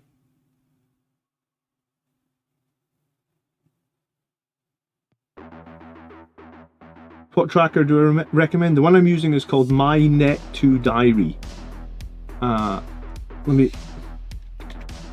It's free, and you just scan your barcodes, right? So it's like, I did end up paying for the premium because they offered me, like, in Black Friday, premium for a year for like $9.99. But like, this is what I see on my phone. You know, like, so every food that I eat, I press the plus button, you scan the barcode, and it tells you how many calories. And I set my budget at 2,300 a day, which is enough from, because you can give it like your height and your weight and all that sort of stuff, and I guess 2,300 a day is enough for me to consistently lose weight. I think if you go on one of these, like, I don't know if you're trying if you're trying to eat 900 calories a day, my opinion of that, dude, is that's way too low. Like, you need to pick a number that you can hit every day that is a negative, but is, it, like, Like, you don't want it... You can't be feeling like every single minute is a battle, right? And I think that's why my diets have failed before. Because if every single fucking minute, or every single day, or every single evening is a battle, you're gonna fall off the wagon. There's no way to... You know, like, I remember before when I was, like, doing, like, the 48-hour fasts and stuff. Like, my stomach was in agony. Whereas, like, if you pick a reasonable limit that you can stick to every day, that's the kicker. And yeah, every day I could eat a bit more than 2,300, but I guess 2,300 is enough where I don't feel like I'm starving myself. Can you change the calories manually? Yes. Of course you can, yeah. You can just say that, like, you ate 300 calories of peanuts or something. The scanner is really good for, like, but, like, yeah, you can also add stuff manually. Yeah. I would say that the barcode scanner has, like, 95% of the barcodes I scan, the app will straight away tell me that's 200 calories and 5 grams of protein and all this sort of good stuff, right?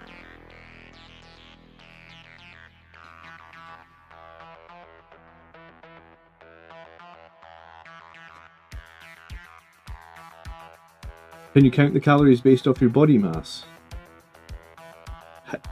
Well, I think when you download the app, you tell it, like, your height, your weight, your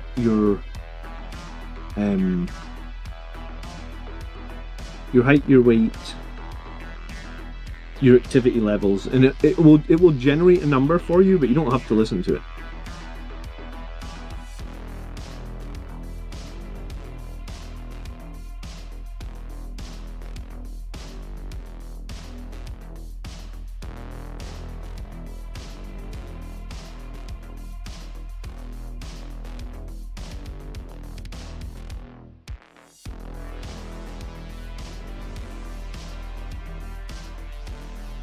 2,300 is a great target as long as you're active. Yeah, so I've been losing half a pound a week on 2,300.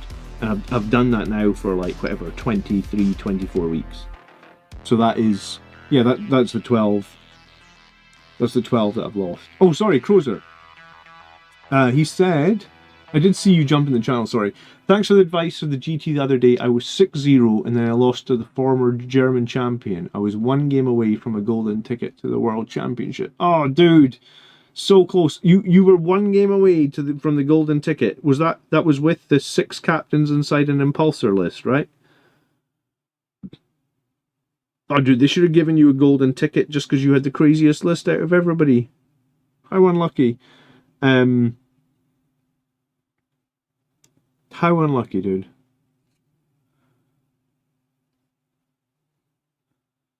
Oh no, you were playing Death Watch. All right, okay, sorry. I thought you were running that crazy, yeah.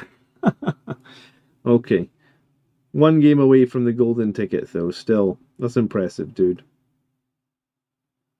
Hey, there's always next year, right?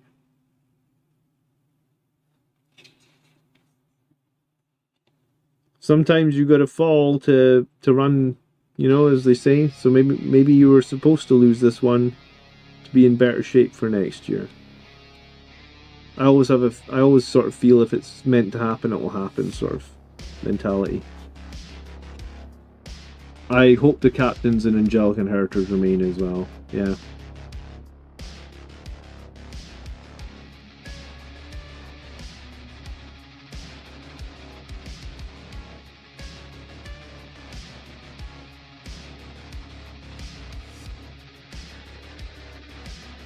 It's the furthest I've ever been in a super major. There'll be no Death Watch next year. What do you mean there'll be no Death Watch next year? You mean like new models, or you mean they confirmed that there will be Death Watch? I'm pretty sure that they said on their Q&A stream that there would be Death Watch. Like, Death Watch will still exist as an army, right? Like, that was in one of the... I'm sure that was one of the questions that they answered on their live stream, like, was it last weekend or was it the Friday before that?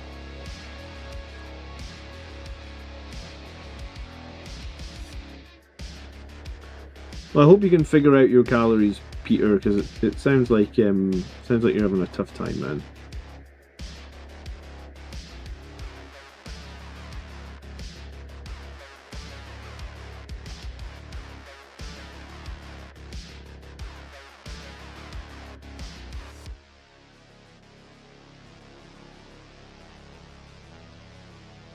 th edition removes Deathwatch and just has them play as Marines.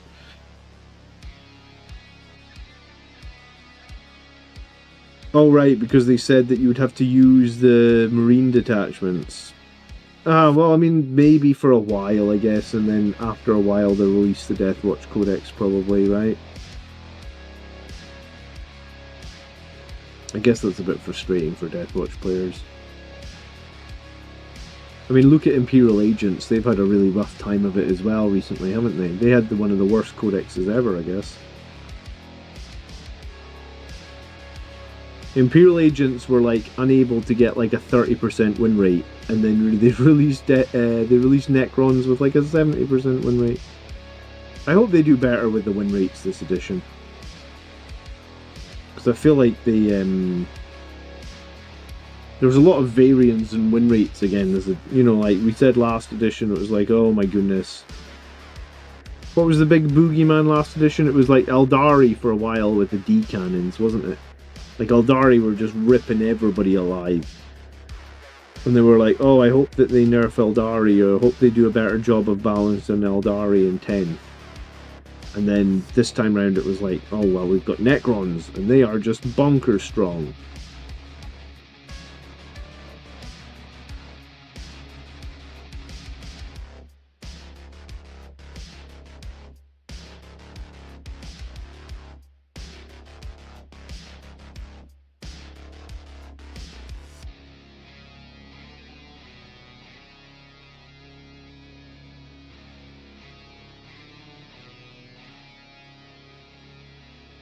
But yeah, if you feel like you can't,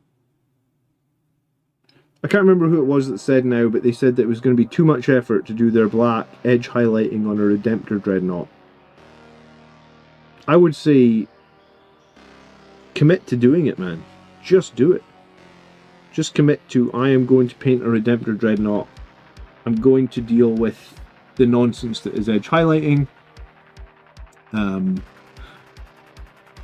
Like, just do it.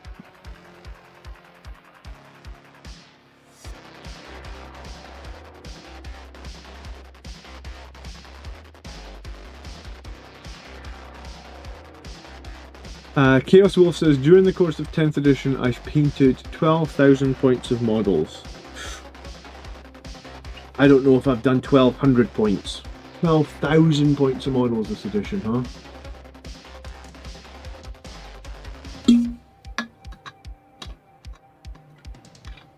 Man, I certainly haven't painted anywhere near that. I guess I'm lucky that I already have a bunch of models painted, right?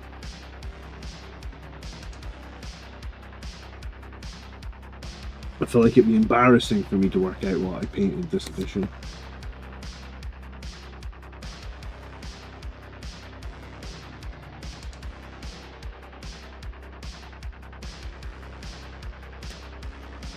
It's 3 defilers in every list. Yeah, I mean, defilers are too good, man.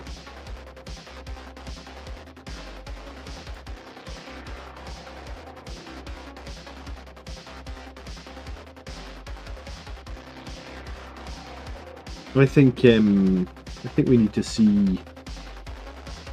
I think we need to see defilers go up as much as 50 points per model. I don't know if we will see that, but that's what I think would make them more balanced.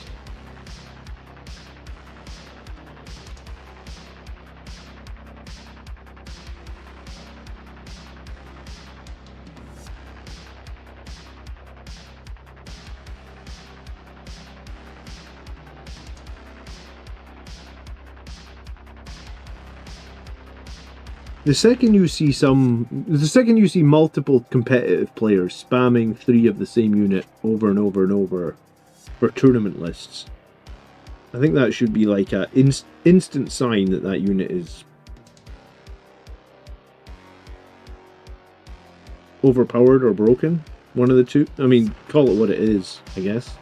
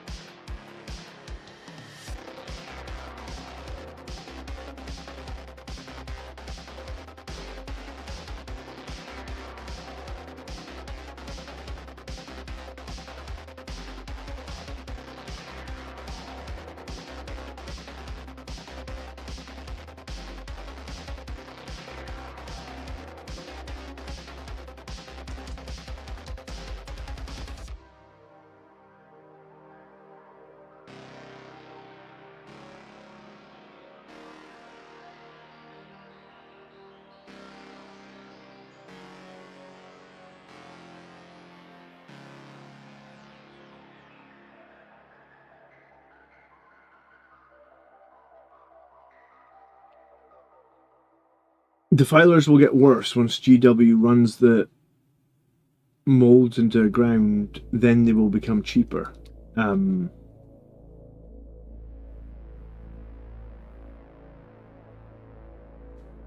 don't really know how I feel about, like, I feel like the Defiler is just like, you know, when we're making a tank that, I mean, essentially a tank, right? We're making a tank that's like super durable, great movement, great shooting, versatile at shooting, both infantry and, like, really versatile at shooting, and then really decent in melee as well. It's like, I thought, like, the newer Marine kits, they're all designed with some sort of weakness, it feels like. And it's just like, I'm looking at the Defiler and I was like, where's the weakness? Like, you know, if all the new Marine kits are being designed with a weakness, I guess on purpose, right? They don't want units that will just do everything. They want to force people to get different models and bring different strategies, and everything has a weakness. And then they release something like the Defiler that's just like, oh, well, this model is just great at everything. It's like... And its points cost are super competitive. Like, it confuses me, honestly, a little bit. I would say it would frustrate me a little bit, but I feel like it just happens all the time. So, like, there's almost no point to keep getting frustrated. Like, if something happens once, be frustrated about it. If something happens all the time, there's no point in getting frustrated about it. It's just something that happens all the time. Wait out the 2 months and then it'll get a nerf. Yeah, I mean, I think it'll probably be nerfed. Like, I imagine that the new edition will launch with a data slate, right, to balance points for certain things. And I imagine it will be nerfed in that new edition data slate. So if you're running out to buy Defiler, I think you will have however long you think that you've got until that new edition data slate comes out. So, like, somewhere in the region of 3-4 weeks. I'll be highly surprised if it's not nerfed in that date. I mean, when I say nerfed, it might just be it's 50 points more, right? That'll probably be reasonable. If it's not 50, it'll be 30.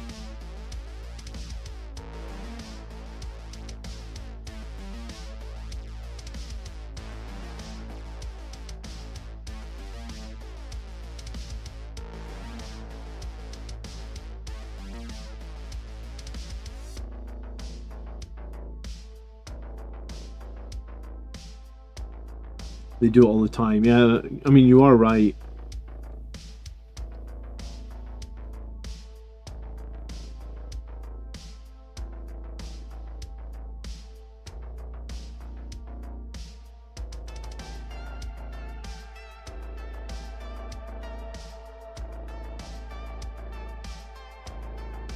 Right, I just got one leg left to edge highlight, but it's getting late. Do I have it in me to do another whole leg?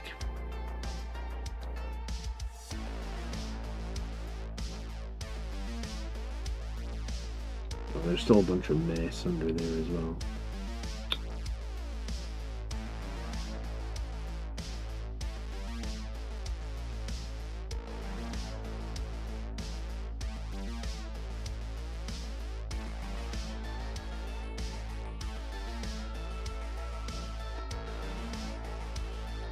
Alright, I'm going to be here for like 10 more minutes, I guess.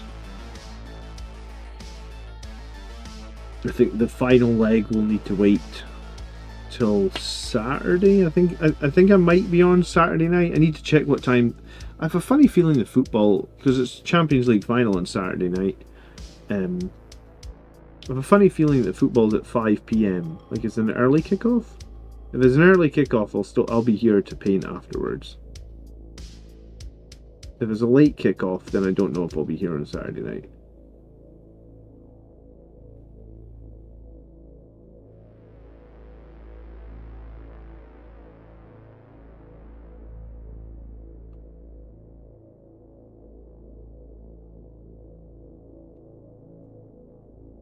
Just commit. Yeah, I would just commit, dude. I got work in the morning, though.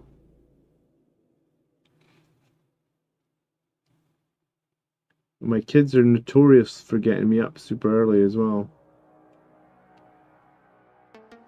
They haven't quite worked out how to sleep in yet, or at least sleep till a reasonable time. But you're right, just commit. I mean, I already have committed. I'm just doing it. I'm just maybe not doing it tonight.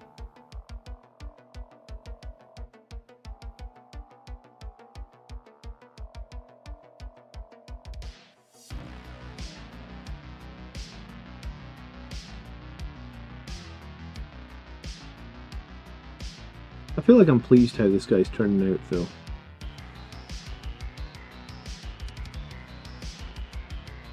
Oh, someone's awake. What timing? Who's awake? Hey, mate. You tired?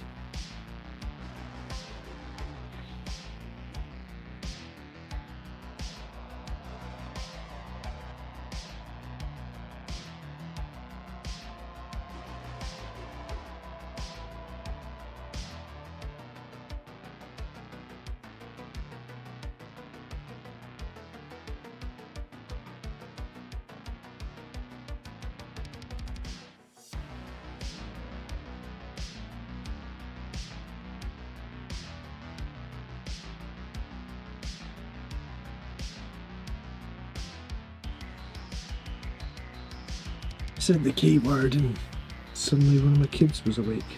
The way that works.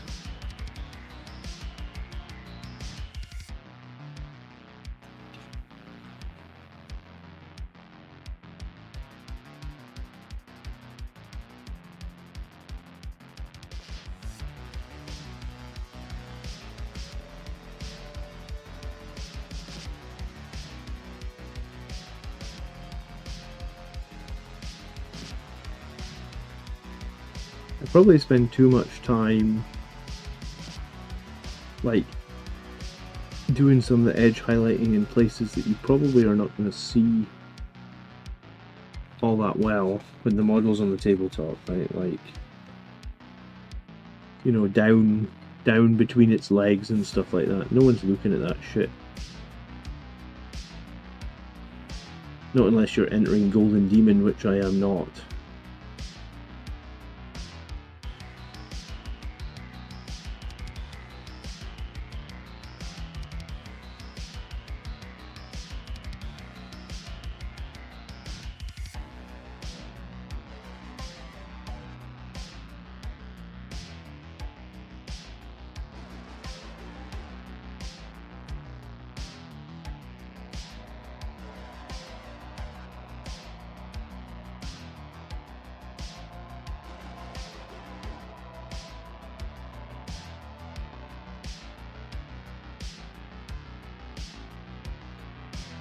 So yeah, I'll probably try. I'm trying to think what I'm doing tomorrow.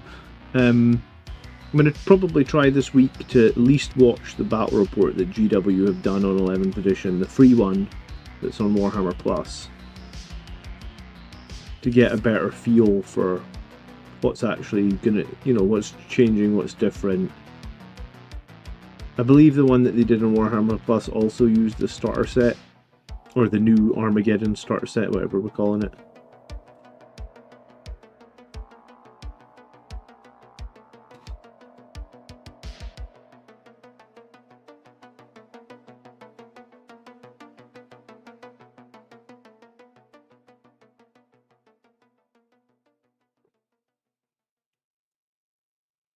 Bundy, was it you that said that you weren't gonna do a Black Redemptor, or was it somebody else?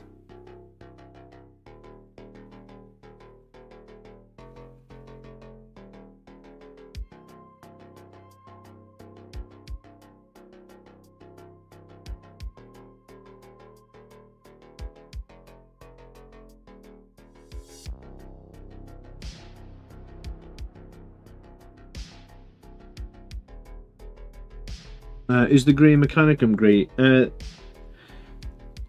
silver is Runefang silver, the grey on the base is Mechanicus standard grey, yeah.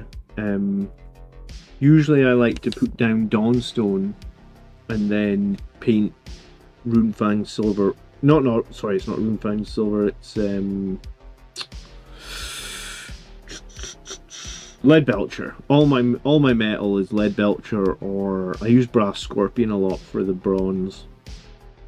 I know that's a corn paint, but I do end up using it quite a bit, like the bronze on here, the bronze on the back, the bronze on the pipe. That's all Brass Scorpion.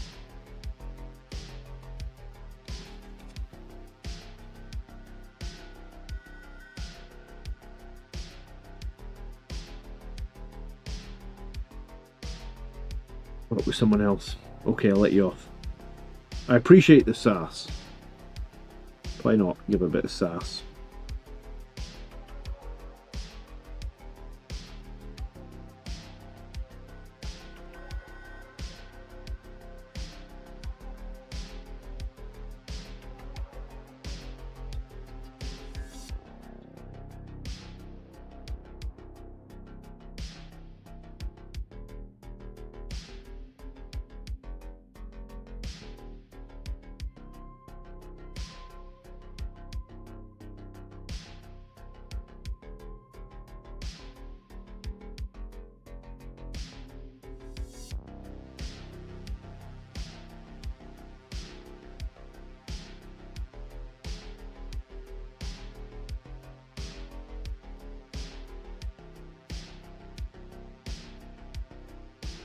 Well, progress has been made.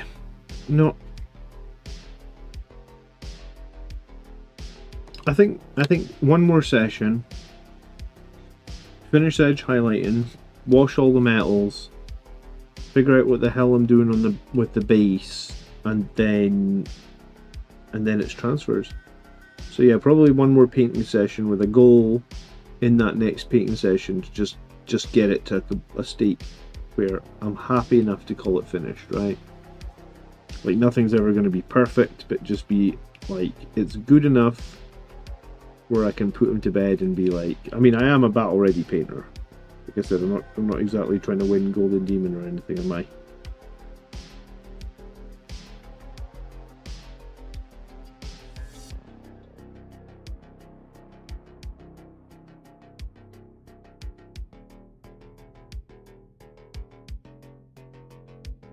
I even know how you would win Golden Demon. The paint jobs that I see that those people do, they're just on a whole other level. Like, I wouldn't even know where to start.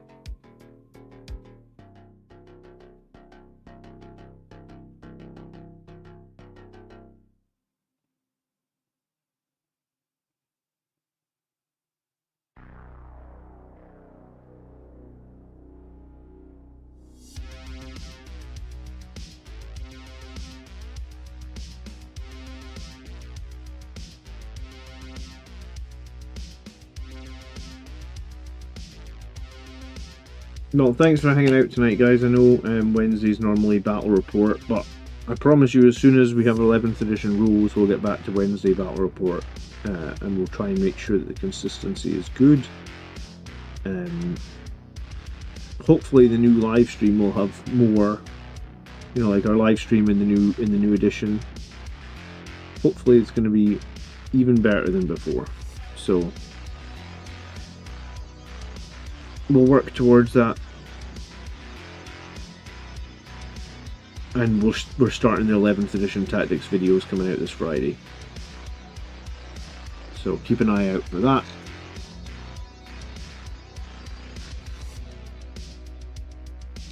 And yeah, I think Nick, so he's just the leg, and then the base, and then a bunch of washes.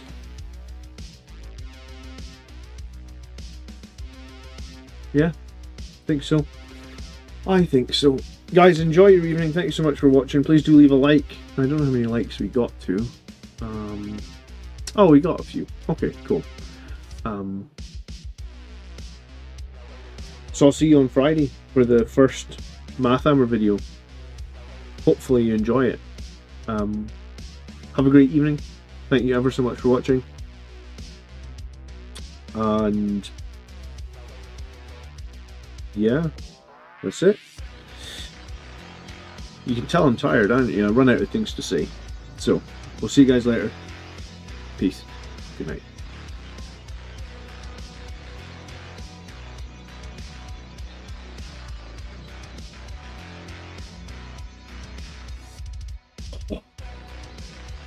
Test it.